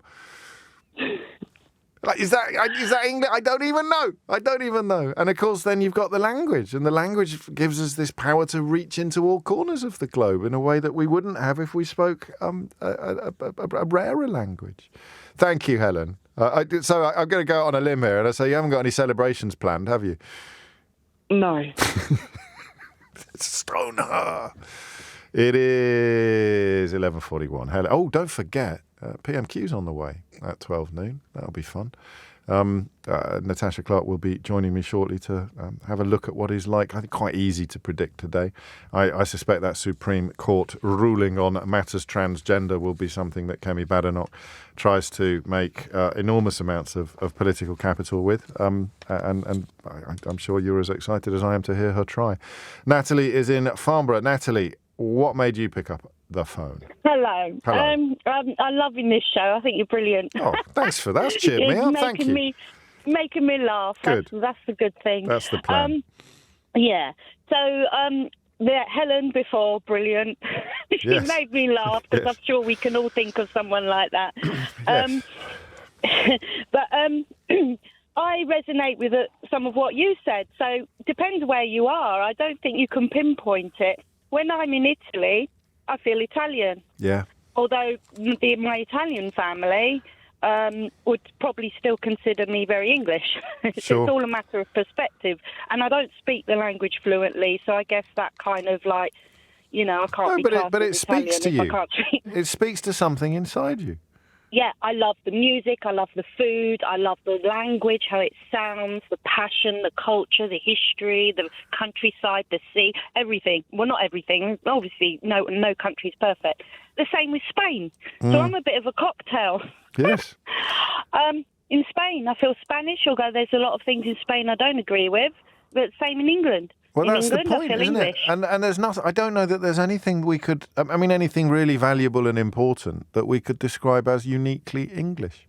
Well, I had sort of started making a little list. Go on. I like this. What? We're very good at queuing. Chewing. Queuing. Oh my God, the amount of arguments I've had In other abroad. countries. And in airports. Yes. We are very good at I haven't had queuing. arguments. No. I've given the look. Yeah, well, that's probably pretty English as well, the look.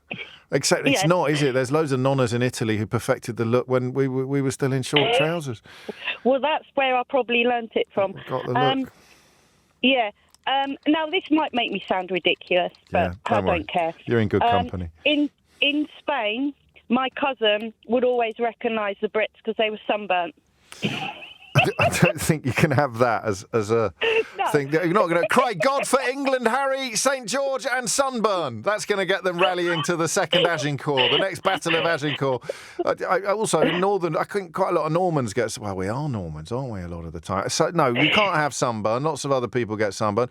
Admittedly, Northern Europeans and Americans who are of pallid complexion seem to have a much healthier relationship with suntan lotion than a lot of Brits do. But that's changed. That's changing as the years pass. Yeah. I know this is all very general, but I thought it's a bit of light-hearted Oh, no, stuff. this is brilliant. Do you know that in Thailand, if you're in a queue, you can leave your shoes there while you go off to do other things? Oh, that's like the towels on the sunbed by the pool. It's a bit like that, except that the queue still moves. If you put your towel on a sunbed, it's not as if someone else can use it while you're off somewhere else, because then they'll come back and kick off. But there's a lot of other countries have strong queuing etiquette, a strong queuing game. So I don't even know that we can claim that. Yeah, not as good as the Brits. Not as good. Well, maybe not. I see, that's patriotism. Nobody queues like we do. All right. Exactly. And I'll punch anyone who says that they do. Go on. Is there anything else on the list, or is that it? It's not really a list. Right. Now, this is very general, very stereotypical. Go on. So, surnames, right? Yeah. Names and surnames. I don't have a British surname. Right. So, there are people that I do question their intellect, that question whether I'm English because of my surname, and I'm like, please get with it. Yeah, of course. Well, but they would say that you can't trace your lineage back to the Doomsday Book, or you have people who came over 2-3 generations ago. Therefore, you're not as English as I am. Yeah. And therefore, you're not English at all. Are you Natalie or Natalia? Or what is your actual given name? Natalie. Oh, it is Natalie. Okay. Yeah. I just wondering. Yeah. So we got queues. No, actually, I'm going to confess, it's a really funny story behind my name. Go on. My dad's a big fan of football, loves Italian football. Our first dog was called Vifa. And my dad wanted to call me Italia. Okay. Yeah, because of the football. And my mum said no. Good for you. I'm with your mum on. I don't want to upset you. And I'm sure your dad's a lovely bloke, but I'm with your mum on this all day long. So they compromised and called me Natalia. I knew it. Do you know how I knew it was Natalia? Do you know how I knew? It's a Russian name. It's not even an Italian name. Is it made up, Natalia? No, it's a Russian name. Oh, of course it is Russian. It's not Italian. Well, I've got people thinking I'm Russian now. Yeah, but I just got a message of someone called Paula. And it said, I can confirm that Natalia has perfected the look. The look? Well, meaning the look that the Nan gives, the look that we were talking about, that you give people in the queue. I'm presuming Paula knows you because she knows your real name is Natalia, because I'm not psychic. Oh. That's how. And she says that I can confirm that Natalia has perfected the look. I think Paula might have disguised her name. I think you might be right, but I will leave you to puzzle that out over the rest of the day. And now everyone wants to see the look. It's 11:47. James O'Brien on LBC. It is 10 to 12. You are listening to James O'Brien on LBC. There's some lovely common ground here on Englishness. The question of, if you like, what it even means. And I think that there's a little bit of crossover. So Pete's in Reading. He says, when you were talking about patriotism and wars, an old Alan Partridge quote came to mind. I get this a lot. Not going to lie. Quite often people are listening to this programme and for reasons that I'm not entirely comfortable with, Alan Partridge pops into their mind. You should hear about the time I presented a live chat show from Norwich, but that's for another day. He said, as in Partridge, lots of working class people laid down their lives so that posh people could walk their Labradors undisturbed, which I rather like. And then Emma, one of my most cherished correspondents, got in touch to tell me that they once attempted to address the difference between US and UK humour and came up with the following. It's the main reason a lot of us find the American culture comes across as untrustworthy or superficial. It's missing that grounding, that group acknowledgement that life's a bit rubbish, and if you say it's not, then you're hiding something because we all know you're lying. If it's all sunshine and roses, it's deeply suspicious. Which leads me to George Orwell, whose contemplations upon Englishness in The Lion and the Unicorn should be required reading. England, he wrote, is not the jewelled isle of Shakespeare's much-quoted Message, nor is it the inferno depicted by Dr. Goebbels. More than either, it resembles a family, a rather stuffy Victorian family, with not many black sheep in it, but with all its cupboards bursting with skeletons. It has rich relations who have to be kowtowed to, and poor relations who are horribly sat upon. And there is a deep conspiracy of silence about the source of the family income. Good Lord, Orwell, eh? It is a family in which the young are generally thwarted, and most of the power is in the hands of irresponsible uncles and bedridden aunts. Still, it is a family. It has its private language and its common memories. And here it comes. And at the approach of an enemy, it closes its ranks. A family with the wrong members in control, that perhaps is as near as one can come to describing England in a phrase. A family with the wrong members in control. And of course, the efforts put into persuading us that we're not a family at all could yet undo even Orwell's glorious vision. Simon is in Richmond. Simon, what would you like to say? Yeah, hi. I'd like to share the story of when I became English. Yeah. Identity is obviously complicated, confusing, and as this programme shows, full of contradictions. Yes. The year was 1986. I was doing camp upstate New York in a small town called Carmel. Okay. And I was looking in the shop window with a friend of mine who was doing camp at the same time, a white German friend. Yes. And all of a sudden I heard the sound of police behind me. And this police officer came out, and they're quite threatening, as you know, when you see American police officers for the first time with their guns in their holster. And he started coming out with horrible epithets, effectively demanding that I get off the street, believing that I was African American. Right. It was a moment of epiphany that I never expected, because in my back pocket, I had my British passport. And all of a sudden, having that in my back pocket made me feel like a Marvel Comics superhero. Wow. Bizarrely, on my right shoulder, and I had no political alignment whatsoever with Margaret Thatcher, was Margaret Thatcher. Really? On my left shoulder was Churchill. And I turned around to him as brave and calm and in control, said, "Who the hell do you think you're talking to? I'm English. That you dare talk to me like that again." And he backed off. He apologized. But from that moment onwards, I wore my Englishness like a badge of pride. And there's lots of irony in that story, because I was born in 1968. Right. Sorry, 64. 4 years later, you were hearing Rivers of Blood and Enoch Powell. Yeah. For him, you could never be English. Yeah. Later on, Tebbit was testing your English characteristics as to which cricket team you supported. Yeah. And at that time, I was so proud to be supporting the all-conquering Clive Lloyd's West Indies. You know, and growing up, I can't tell you how many times from the age of primary school, walking to school, and literally people hanging out their windows telling me to go home, go back to the jungle, go back to wherever I came from. I'm sorry. No, I am. But you can't stop me. The irony hating was, that I story. was born in 1964 in Southampton, and I was the first person born in the city the day it became a city. And that's a source of pride as well. But the local newspaper, not the local newspaper, I think it was the Daily Mail, wrote to my mother to do a story on the first child in the younger city. And she always believes they never wrote about me, although we can never know the truth, because I was a black baby. Well, unless there was something else they discovered about you in those early days of your life, it's probably a reasonable conclusion, particularly in 1964. That's an incredible story. Briefly, if you would, because Natasha's here and PMQs is on the horizon. I see a few of you noticed her come in from the noise in the background, but more on that later. Why English, not British? Because I was born in England. And that's really important, because if you can't call yourself English, you're always on the outside looking in. Yeah. And I think that's a really dangerous place to put yourself in. And you do put yourself there. That's the most fascinating element. I think it's important. And another irony is it's my sister's birthday today. Happy birthday. So, that right at the heart of St. George. But of course. It's important because I was totally unconscious of who I was, why I was, and how much I had absorbed of that English culture, that English history, that English heritage. Do you know what you've done to me? Is that you've made me recognise that Englishness comes from within, not without.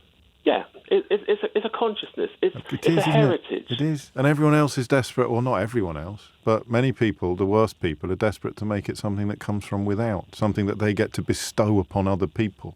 And in the horrible, twisted case of Suella Braverman, she puts herself deliberately on the outside in the hope of cozying up to the people who want to deny your Englishness or want to deny even my Englishness as someone with an Irish surname. It comes from within. And for good or for ill is the point, Simon, because it is the same impulse that could persuade us to go and fight a foreign war just to enrich some person that we're never going to meet. But it's there, and there's not a great deal we can do about it. Yeah, the strange thing is I've travelled enormously. I've travelled all over the place. But I always look forward, as most people would tell you, to coming home. And for me to deny that this, regardless of how much prejudice and racism I've faced, to believe that I can't feel at home in the only country that I've lived, I think you need to be able to find a place that is yours and where you feel you belong. Thank you.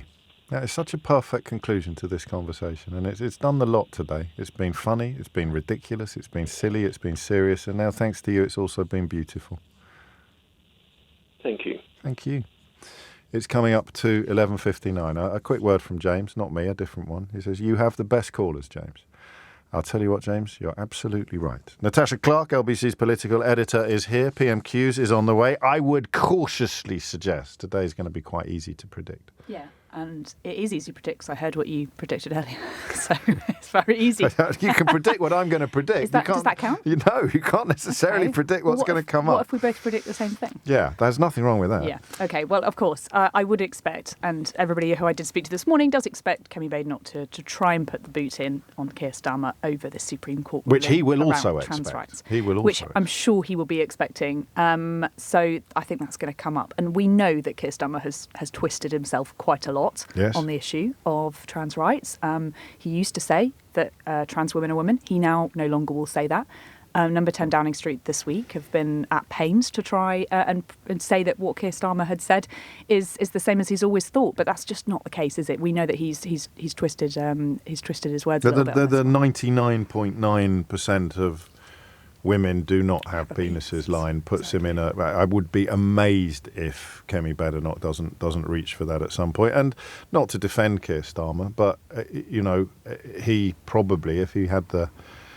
I don't know if the wherewithal is the right word. He could argue, which is a mark of how bonkers this debate can become, he would argue that they have penises for now.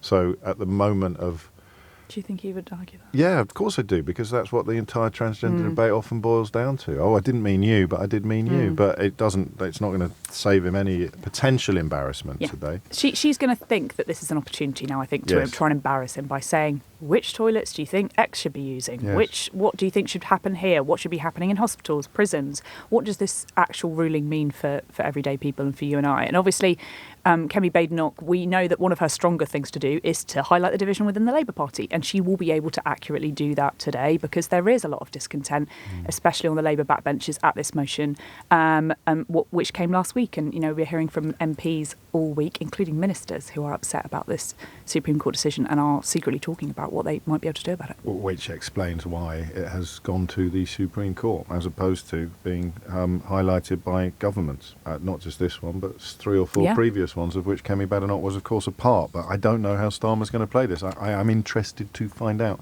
Will it be an unleavened diet of trans questions, or do you think there's room for anything else? I think there's a mix of a diet of council-related fodder that we might see today, because it's the second to last week before we have the local elections.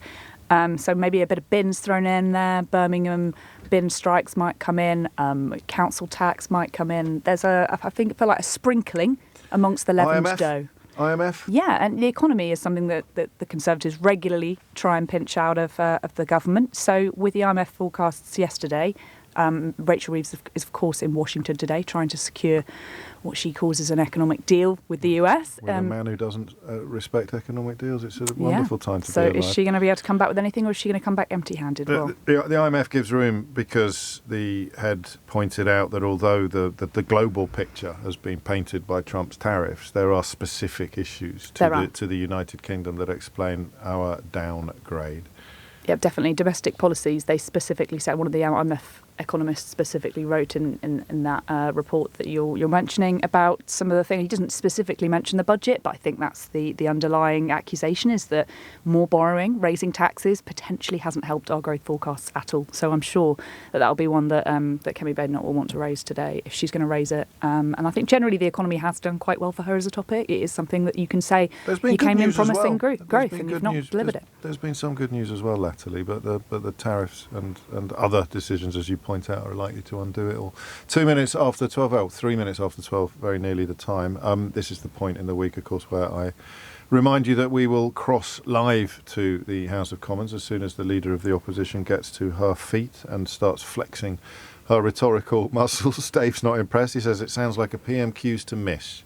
And Jeff says, are you people in the bubble, I think he means us, really saying that the mass of the population gives a damn about the transgender judgment? No, I'm not, mate. I'm just saying what we think they're going to talk about. 2% on the last roundup of what the public actually cares about, and that was in the week where it garnered more headlines than at any other point in history. But if you're terminally online, there is no other story in town, and we know that Kemi Badenoch is, and the media, the whole of the media, remains absolutely fascinated by it, partly for the reasons that Natasha has just highlighted, because it is a situation in which Keir Starmer has managed to tie himself in even more knots than usual. And it is a situation where, despite what the government will say, there are two groups of people, and they are clashing in an effect. And some people will disagree with this and say that that's not the case. I think government are tying themselves in knots about saying, we're not going to tell businesses what to do. We're not going to tell you how many bathrooms to have and what that should look like. Because they can't. Of course they can in some regulations. Yes, but they can't do all of the things that one side wants them to do. Exactly. And even if they could, it would be to the extraordinary detriment of some members of the other side. There's a good piece by Chris Mason, actually, your counterpart at the BBC, talking about people who wanted to have a thoughtful conversation about it, being in many ways do that anymore. But the ones who have been most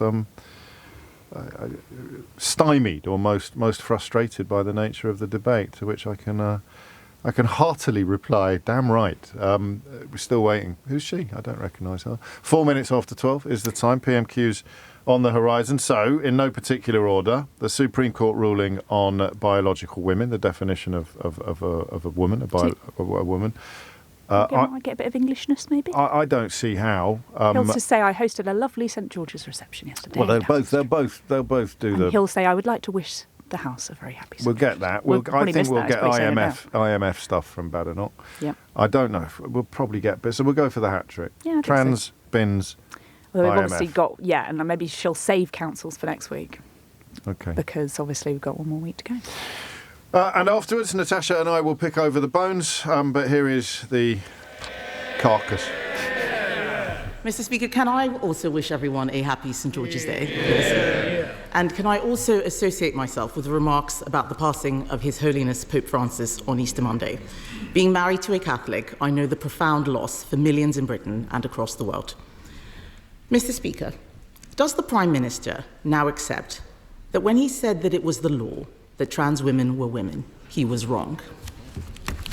Well, Mr. Speaker, let me be clear. I welcome the Supreme Court ruling on this issue. It brings clarity and it will give confidence to women and, of course, to service providers. The Equality and Human Rights Commission will now issue updated guidance, and it's important that that happens and that all service providers then act accordingly.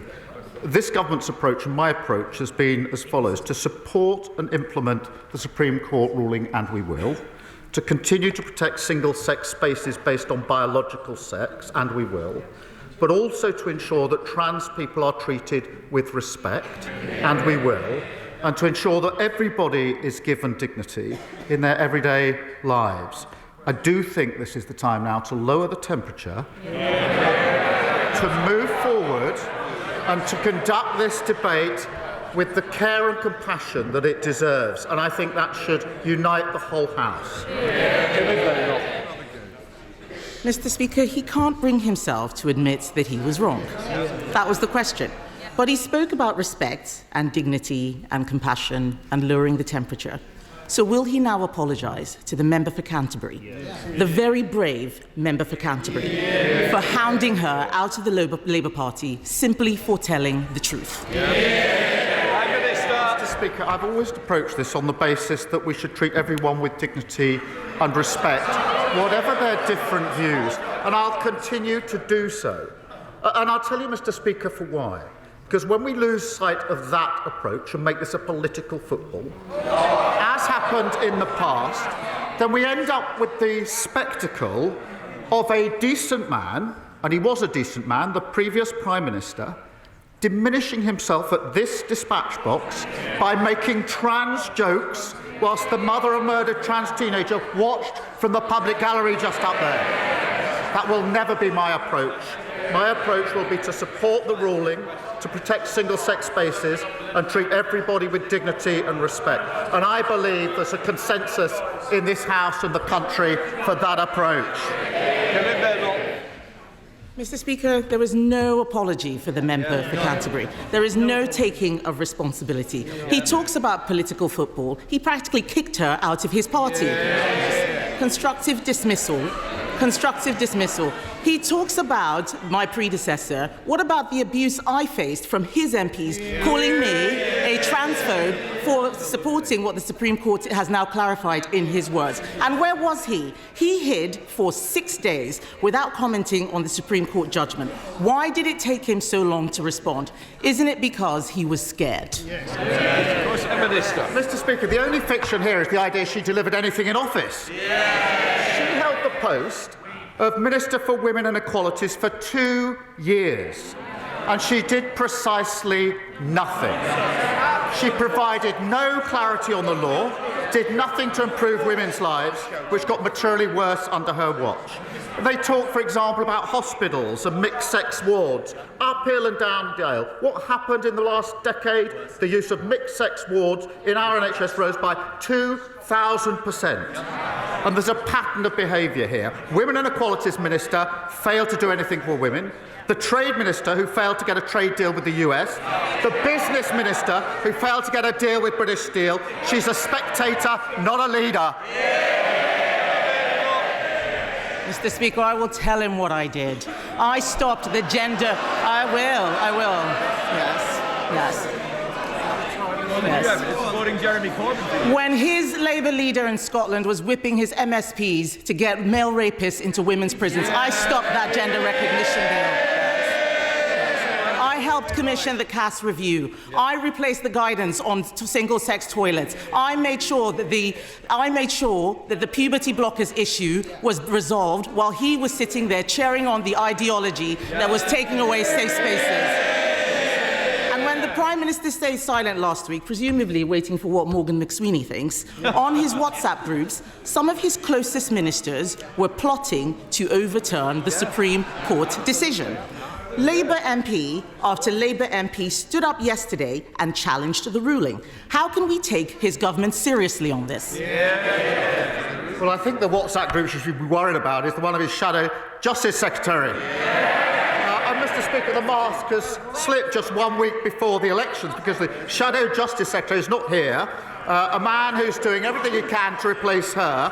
The man that most of them want as leader of their party has admitted that Reform and the Tories are working together.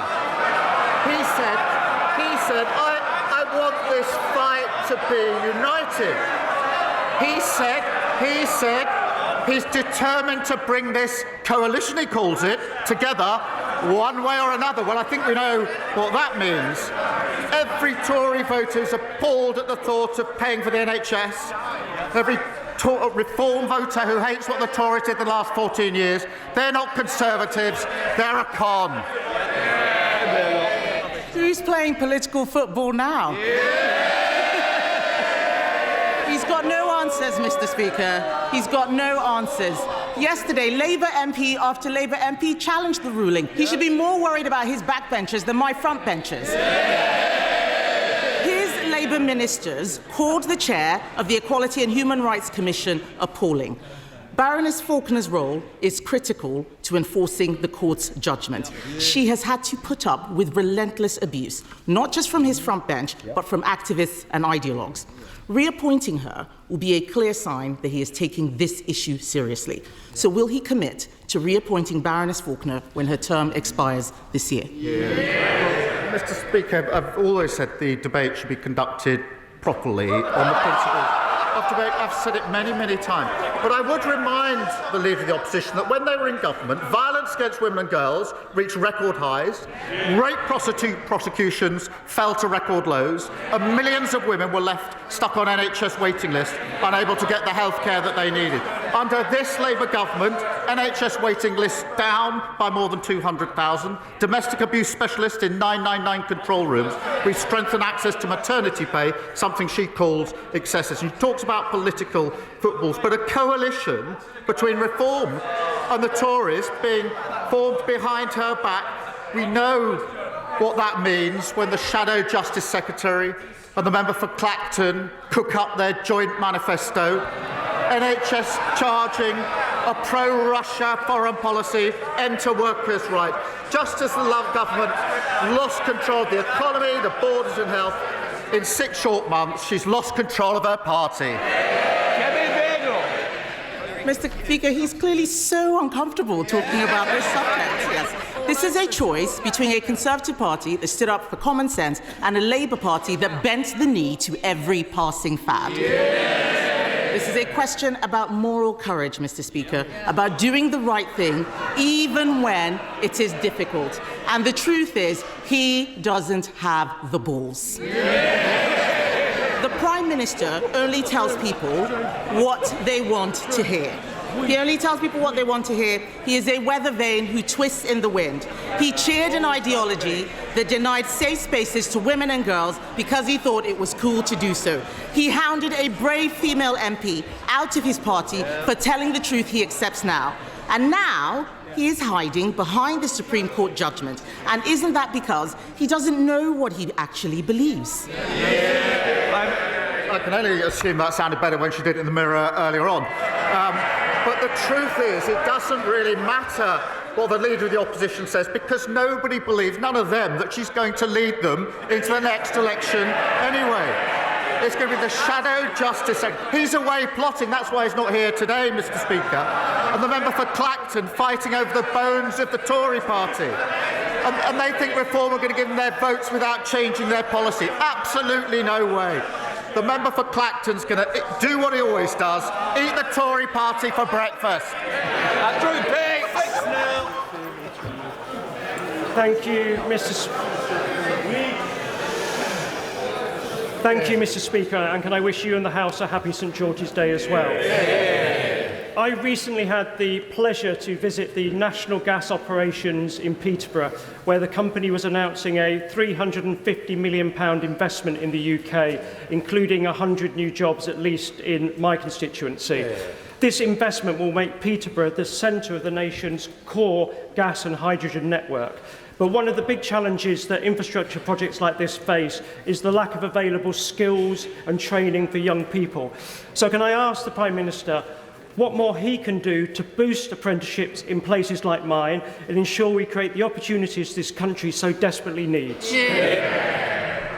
Well, can I thank my honourable friend? The net zero transition is a huge economic opportunity for this country, despite the naysayers on the opposition benches. And we've had almost £44 billion of investment since July, and that will deliver jobs across the country, including in his constituency. Investment, presumably, they don't want. We're ensuring we've got skilled workers that we need, launching the Skills England and our new growth and skills offer to encourage even more apprenticeships, and supporting industry-led Plan for Hydrogen to deliver the workforce needed for the industry of the future. Sir David, Leader of the Liberal Democrats. Thank you, Mr. Speaker. Can I also wish the House and the country a happy St George's Day? And can I join the Prime Minister in paying tribute to the late Pope Francis? As a Christian myself, I found his compassion absolutely inspiring, and my prayers are with Catholics in the UK and across the world who will feel his loss particularly deeply. Mr. Speaker, I've raised with the Prime Minister before the issue of North Devon District Hospital. The last government promised to rebuild it, as they did hospitals across the southwest in places like Torbay and Musgrove Park. Unfortunately, they broke that promise, leaving appalling conditions like sewage leaks and patients being treated in corridors.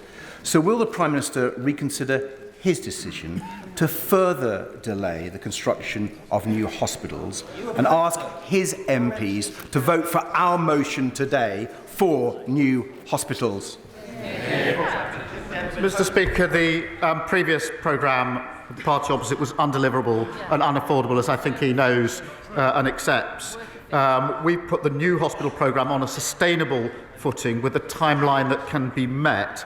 We're not prepared to trade on false promises as they did, and obviously we put record investment into the NHS. But I do just gently urge him to one day get a bit more serious about the funding of these measures, because every week he comes here to basically push me on two issues: to spend a lot more money, but at the same time in the next breath opposing the measures in the budget to raise the money that's necessary. Sir Ed Davey. Mr. Speaker, unlike the Prime Minister, we had a funded programme at the election, and I'm disappointed with his reply.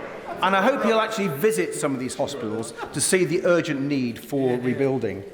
Mr. Speaker, at Merton Mead Farm in Oxfordshire last week, I saw world-class British beef farmers at work. Farmers want him to be careful in any trade deal with President Trump. They were let down by the Conservatives' appalling trade deals and worried that a bad US deal could see American agribusiness undercut them with inferior meat. So will the Prime Minister guarantee a vote in this House on any trade deal that he agrees with the United States? Well, he raises a really important point of real interest and importance to farmers. We will negotiate, as he would expect, in the national interest and uphold the highest animal welfare standards. We are making progress on that, and then there'll be a process if a deal is reached. Catherine Atkins. Thank you, Mr. Speaker. This time last year... And there it is. 19 minutes after 12 is the time. All six questions, which we did wonder. And it means we're going to have a job analysing what was said, given that only one question essentially was asked. But we will do our best after this. James O'Brien on LBC. It's 21 minutes after 12. I shall read your reactions without comment and randomly. William speaks for many of you, and he writes, well, that was soul-destroying, just bile and spite all round. Madeline suggests Starmer could have been more cowardly and transphobic than he was. A fire hose of lies and bigotry from Badenoch, of course. This made me laugh from Andy. Do Starmer and Badenoch just play political football with the phrase political football? Stephen Guildford writes, no matter how much you spin it, Starmer got slaughtered today. Whereas Andrew writes, she's not doing well, is she? Lauren opines, Commons should be ashamed of themselves. Listen to this juvenile posturing all over an oppressed minority. Quite a few of you bringing Brianna Jai and her mother into the conversation, although perhaps inevitably, given the subject matter, from both quotes, sides, end quotes of the argument. Richard says, Starmer's response is pathetic, not on topic. He might have been correct about Badenoch's future, but still, whereas Robert in Redruth heard him just, quotes, flicking her aside. Mixed responses, which doesn't always happen. Was that unparliamentary language, or is that I'd hesitate to say that on the radio, but I'll repeat it once. He talked about Keir Starmer not having balls. I think it was a joke about his genitalia bearing in mind the subject matter of trans. I don't know that changes my question about whether or not it was unparliamentary language. I don't think so. No, I think that's perfectly fine. Okay. The speaker didn't say anything, so I'm gonna back him up. I'm gonna back him on that one. Look, that was about the only funny thing that happened at Prime Minister's Questions, wasn't it? It was all quite. I like the comment touchy. about doing it in the mirror. Yeah, that was funny. He was much funnier than she is. And he's not very funny. He's not very funny and at all. That is, there we are. So that says something, doesn't it? But yes, that was good. But look, I think for Keir Starmer, this is a huge issue for him because he doesn't want to say, I've changed my mind on what I think about trans issues, which he has. It's a very awkward subject for within his party because there are deep divisions about it. He is clearly, I think, he wasn't on the back foot today, but he was very awkward trying to answer these questions. He didn't want to answer the question. He desperately wanted to try and pin the blame back on reform. He was arguing with Ed Davey. He was arguing with everybody, basically. And that doesn't usually happen. Usually you see a little bit of cozying up between Ed Davey and Keir Starmer. And today, like I say, it's the week before the locals. He is trying to separate a bit of a red line between his party and all of the other parties. And he's desperate to talk about Robert Jenrick, whose story out today that he has been secretly filmed talking about a coalition with Reform. Is desperate to talk about that. I missed that story. Tell me about that. Yeah, so Robert Jenrick was... How can you be secretly filmed when you're honest Bob Jenrick? Secretly recorded. Right. I don't know this for sure, but it appears to me to be one of those off-the-record chat dinners thing where a group of people are in a room, because you can hear this sort of cutlery in the background. Yeah. It sounds like... So it's just audio, is it? It's just audio of him speaking. And he's talking about how he doesn't want, come the next election, there to be a situation where the right is really divided. And like I say, I think that's very much the position of Kemi Badenoch. She hopes to obviously win back those Reform voters. She's not doing well. He goes on to say that he'll be working really hard to make sure that doesn't happen. And he says the words, I'm working to try and get a coalition, which, that's not the position of the Conservative Party. They do not want to do a deal with Reform. And that for Keir Starmer is music to his ears, because he can say, look, if you vote for them, you're going to get Nigel Farage. Can she sack him? If Jenrick has been... Yeah, of course she can, but she dare not. Because, well, that's what I meant. I didn't mean can she technically. Of course but she can Can she politically? No, absolutely not. Right. He's in a pretty good position. And obviously, it's a bit like with Suella Braverman and Rishi Sunak. Once you force them out of the tent, they start, mouthing off against you. And do you remember that scathing letter that she wrote about him? That Suella Braverman wrote about Rishi Sunak when she resigned, accusing him, you blocked this, you were an awful Prime Minister here.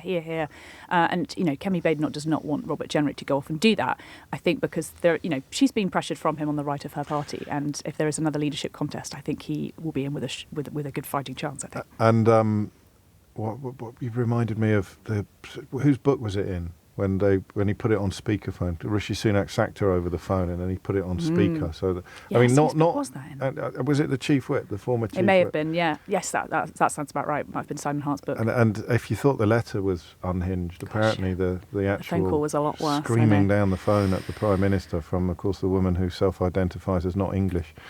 There was something to behold. What else did we learn? I mean, just briefly, the things that perhaps an ordinary member of the public might have been interested in would include an answer to the question of whether there'll be any vote on any putative US trade deal, the prospect of the United States abandoning Ukraine and what the United Kingdom would do in the interim, the state of the economy, the balance between domestic decisions and international movements caused by Donald Trump's tariffs.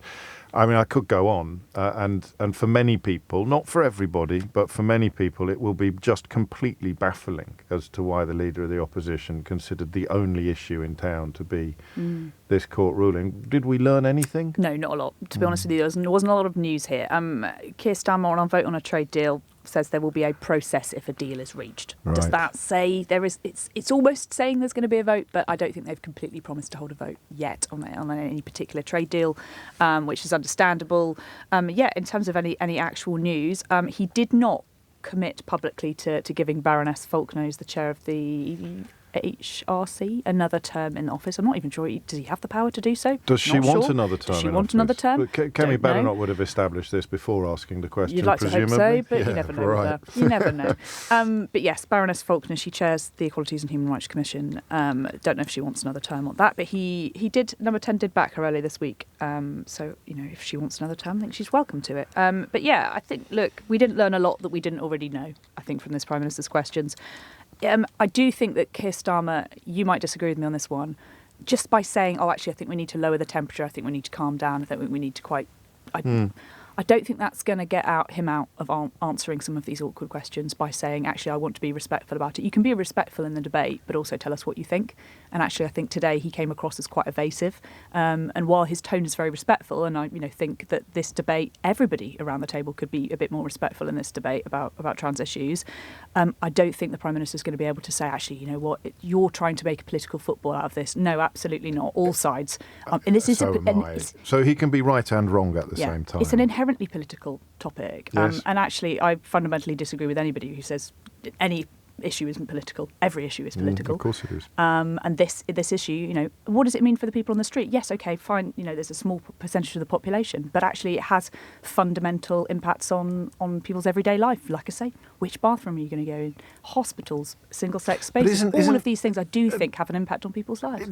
I mean, because it is binary. In the presentation, nuance is not allowed. So exactly. I don't know what Starmer's private thoughts are, but the problem here has always been that biological women, need protection from or insulation from people who wish them harm. And that will include, or that most obviously in the context of this debate, is people who are pretending to be transgender in order to access women's spaces. And in order to do that in a foolproof or watertight way, you ban everybody who identifies as transgender from a women's space. Yeah, it's not about trans women, it's about men. But you can't do that without having the underpants police on duty or on parade. And trans women who are not lying and who pass, to use the parlance of this issue, and who look as much like biological women as anybody else does, they need obvious protection from people who would wish them harm if they wandered into male-only spaces. Exactly. So the nuance is pretty obvious, but if you say, can a woman have a penis, you completely ignore the nuance. So you tear all nuance, all compassion out of the conversation by reducing it to this pertinent but unhelpful, entirely binary question. And Starmer can't say that in the context of PMQs because she just say, can a woman have a penis? Can a woman have a penis? It's like the laziest journalists hitting politicians over the head with it all the time, where the real questions are, we accept this definition of a woman. How do we now create the system in which everybody is safe? Yeah, and those are the questions that no one asks except me. Yeah, I was trying to ask them earlier this no, you were. Of course week you were. About what it actually means in practice. Because I think a lot of people don't know, and a lot of people don't care. Kemi Badenoch doesn't care. I think she does care about this issue, but purely because I think she trans thinks men with beards wandering into ladies' toilets. What does she think about that? She won't like it. She definitely won't. So how are you going to know? We'll ask her. But I think for her, she cares about it because she believes that it is a political issue. Yeah. And Reform obviously have made it an issue as well. So I think that she will feel that this is something that she wants to politicise. But yeah, using the political football argument is lazy. It's inherently a political. But you can't blame her. But also, you're right. It's such a topic with a lack of nuance to it. And you're either on one side or you're against. So thoughtful it's conversation really is not allowed. Exactly. But actually, I do think Keir Starmer could have said that in the Commons today. Could have said, this is not a black and white issue. Yes, the Supreme Court have argued this. This is what I believe. This is what I think. But also, we need to treat everybody with respect. Blah, blah. He didn't really engage on any of the questions, and I think he is just so carefully trying to stay within the right of both sides. That he this argument of Kemi Badenoch that he does, is a bit of a weather vane who twists in the wind. That does land a bit when you don't really know what he thinks on some of these issues. Not this issue specifically. I don't really think this is going to be a defining issue. But when you don't know what the Prime Minister thinks on a lot of issues, and I count myself as the case here, I still don't know what Keir Starmer thinks on a lot of things. I think he's a bit sometimes of an opportunist. Absolutely. Well, I thought the line in Patrick and Gabriel's book, Patrick Maguire and Gabriel Pogram's book, was very interesting. Is that he has no ideology. Yes. So you don't know.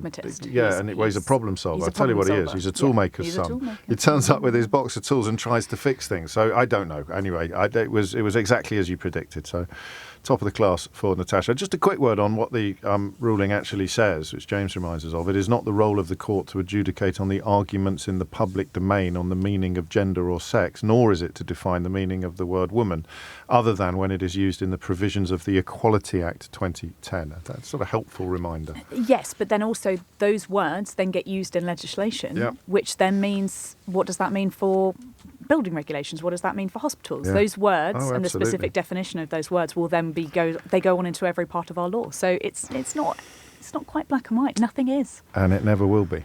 It is 12:33, and Tim Humphrey is here with your headlines. James O'Brien on LBC. It is 12:36. Our good friend Elliot Higgins at Bellingcat has delivered a keynote speech this morning about the urgency of tackling disinformation. We'll be talking to him a little later this hour. But, of course, the conversation about the situation in Ukraine, and most obviously the 11th hour withdrawal from scheduled talks of the key American contributors, Secretary of State Marco Rubio and Special Envoy Witkoff, is even more deserving of the description urgent. We'll do what we often do when it comes to matters Ukraine and turn directly to Kyiv, where the Ukraine correspondent Oz Kataji is plying his trade. Before we get into the latest developments, Oz, if I may, a kind of thumbnail sketch. We've tracked through you largely the ebb and flow of public feeling. Where is it at the moment? I mean, look, we've been through a very difficult few days. We had the big strike in Kryvyi, which killed 20 people. We had the strike in Sumy, which killed another dozen or more people. We've had an attack today in Dnipropetrovsk on a bus, people on the way to work, killed 9 people, injured 30. So these are the experiences people have just lived through over the last fortnight alone. Dozens of dead, including many, many children. The Russians keep bombing civilian targets, and there seems to be no end to that in sight. So when there are these discussions happening between diplomats who say, "Oh, we're close, we're nearly there, we think we're going to sign a deal next week," as Donald Trump has said, on the ground, it doesn't look anything like that. It doesn't look anything like that. So, and look, your listeners who've heard me on your show before will remember that when you last called me and said, I told you I didn't think there was going to be a ceasefire at all. I didn't think the US had it within them to do. And as we're seeing the US proposals, which I'm sure we'll get into, for how they see resolving the conflict, it looks like, unfortunately, I was right, and that we're heading towards a rejection of these terms by the Ukrainians and the Europeans, and therefore Marco Rubio and Secretary Witkoff have nothing to add to this. So I'm not sure, I'm not sure where we go from here. I don't know what the next step is, to be honest with you.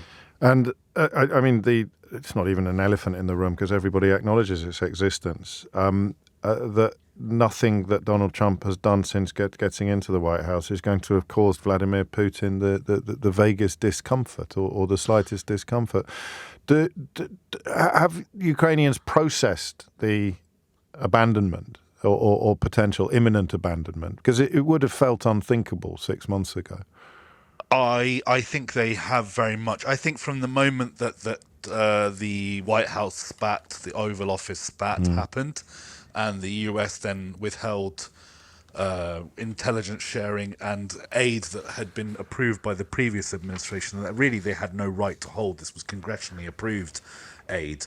I think that once they saw that the US was willing to go above Congress, do things that would severely damage Ukraine's ability to defend its own people, I think when Ukrainian people saw that, they realised that they were on their own with this when it comes to the United States. Fortunately, Europe is not behaving in the same manner, despite what Orban hopes he can do with his EU veto. But yeah, I do think Ukrainians are very much waking up to the fact that America has abandoned them under Trump, and I don't see any change in policy that's going to benefit the Ukrainians at any point being declared. I think what we're going to see now is that the US is going to put forward this proposal which legitimizes Russian aggression, which rewards Russian aggression, which doesn't give anything to Ukraine, and doesn't penalize the Russians at all. In fact, it lifts sanctions, it gives the Russians a victory. They're going to present this proposal. The Ukrainians are going to say, that's absurd, no. And then the US, in my opinion, this is what I think is going to happen, it's just going to walk away, it's going to cut all financing and support from Ukraine and say, this isn't our war, we didn't start it, this is Biden's war, we want nothing more to do with it, we tried our best to resolve it, the Ukrainians wouldn't accept our terms, so get on with it on your own, it's Europe's problem now. That's what I think we're heading to now. And I'm not going to argue with you much as I would like to. And of course, on a bit bigger scale, the urgency with which Donald Trump has sought to dismantle everything from media criticism to academic inquiry into areas that he doesn't enjoy, and indeed the rule of law. All of these things mean that he'll probably get away with it domestically, if not be applauded for it. Yeah, I mean, look, I'm a Ukraine correspondent, not a US correspondent. Exactly. If I was to give my thoughts and feelings about what I think the Trump administration is politically, I mean, I think it's easy. He's indisputably a fascist autocrat. So look, what I think matters, and I wrote an article for Foreign Policy at the end of 2023, and my point in that article was Ukraine needs to prepare for political disaster in 2024. And unfortunately, that political disaster, which was an incoming Trump administration, happened. And now the only thing Europe and Ukraine can do is prepare for a world without American leadership, because that's the world we're currently in. And we should have started preparing before he came in, rather than these hopeful statements given by world leaders, Macron, Starmer, you name it, who are trying their best to try and keep America within their influence, but it looks lost to me, lost cause.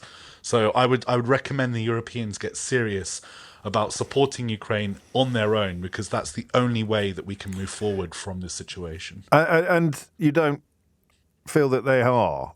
Because it's hard to follow things properly from this country, where we are perhaps understandably obsessing about French demands regarding fishing rights when it comes to accelerating military cooperation. But certainly the noise from the new German Chancellor that has been unprecedented in the context of rearmament and the kind of sums they're talking about. Do you not think that Europe is, I mean, if not moving fast enough, then certainly moving in the right direction?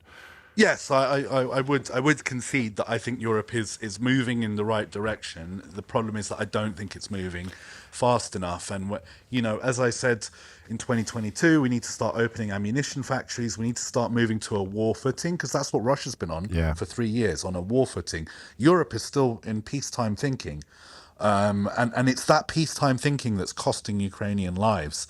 Europe is at war. Whether European leaders are willing to acknowledge it or not, the Russians think they're at war with us, but our leaders don't think we're at war with them. So, I mean, not saying that we should, send troops to start fighting the Russians, but I mean, when it comes to logistics, when it comes to supply, demand of weaponry, of ammunition, we are so far behind where we need to be to move towards defending Ukraine. And the Russians didn't make that mistake. They moved their entire industry to a wartime footing.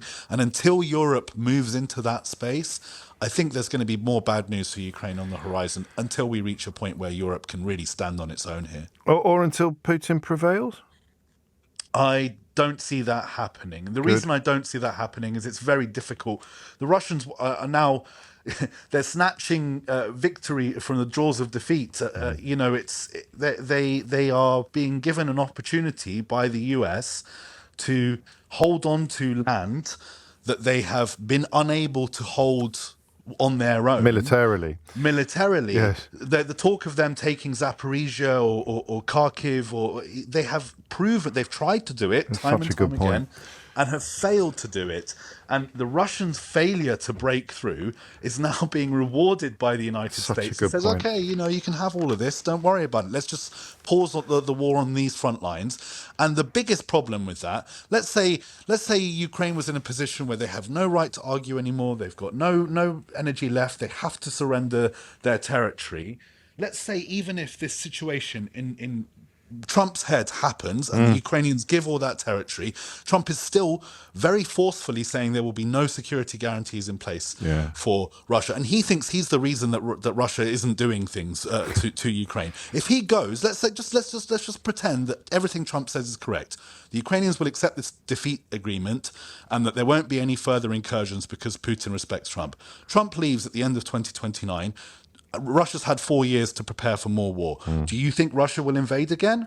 Or do you think they'll respect the agreements that they've failed to respect every single time when it comes to Ukraine? The idea that Ukraine would sign an agreement of this nature is beyond absurd. It would be a death sentence, not just for the Ukrainian government, but for the Ukrainian people. That's why I think it should be rejected forcefully by the EU, by Ukraine, and Europe should start getting very serious about supporting Ukraine without the US's support. That's a wonderful angle. The notion that even if Trump's delusions are not delusions, then Ukraine is still doomed. And I thank you for it. It also hadn't occurred to me before that Trump is essentially gift-wrapping territory that Putin has been unable to secure. I don't know if there's a precedent for that in international relations. It's absolutely incredible.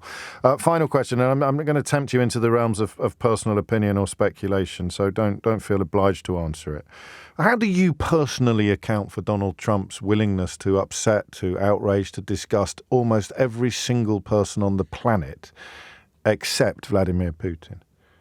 Because he's a fascist who respects other fascists. It's as simple as that. He respects Putin because he shares his outlook on the world, his ideology, his conservative, right-wing, autocratic ideology.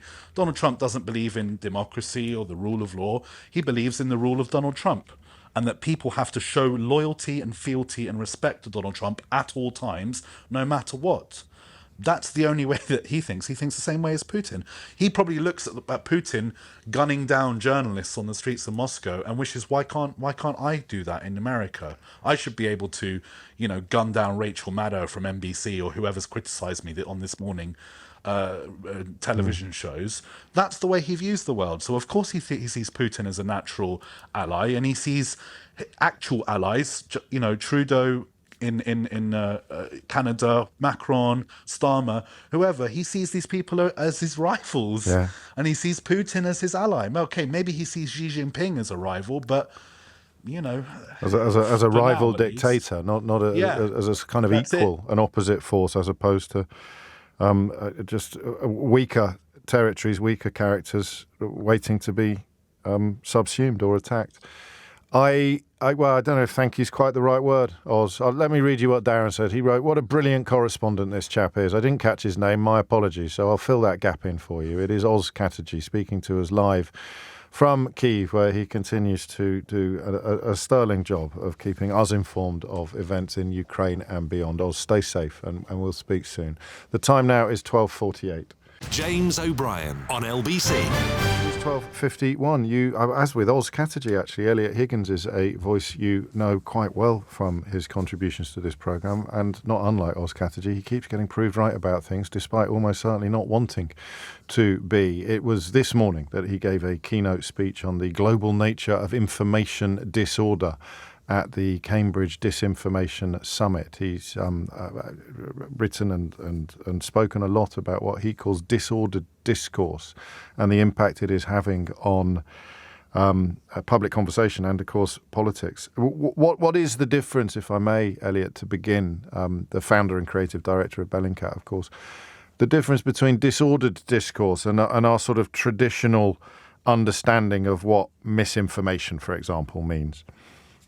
Yeah, it's really taking those ideas of misinformation and disinformation and putting them in the context of the conversations that we have as a society and looking at how the model of information we had through the 20th century, which was kind of elite controlled, gatekept, top down, newspapers, media, government, is now kind of have a parallel system emerging that is a kind of many-to-many, peer-to-peer system that dramatically changes how we actually interact with information. And the point I'm trying to make is this actually has a huge implication for our democracies and our society.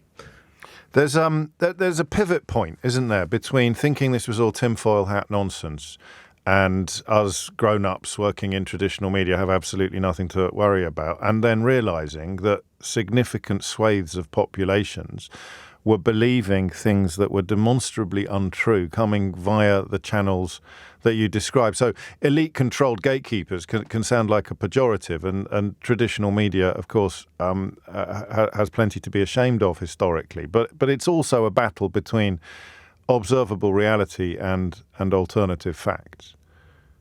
Yeah, and the point I try and make is through this model I've created of disordered discourse, it's more to help us understand it rather than to say this is the perfect model to explain everything that's happening in the world.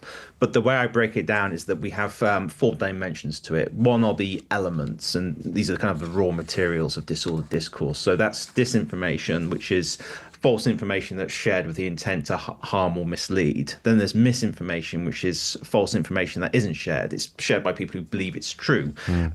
And then there's what we call malinformation. So that's true information, but it's shared in a way to purposely cause harm. And often when we're discussing disinformation, misinformation, we have a rather bad tendency to use those terms interchangeably. Yes. So people get offended when you say, "Oh, you're spreading disinformation," and they're like, "No, I'm not. I believe this stuff." But then you have to drive. What they don't say is it's misinformation. I think you'll find, Your Honour, because I believe this.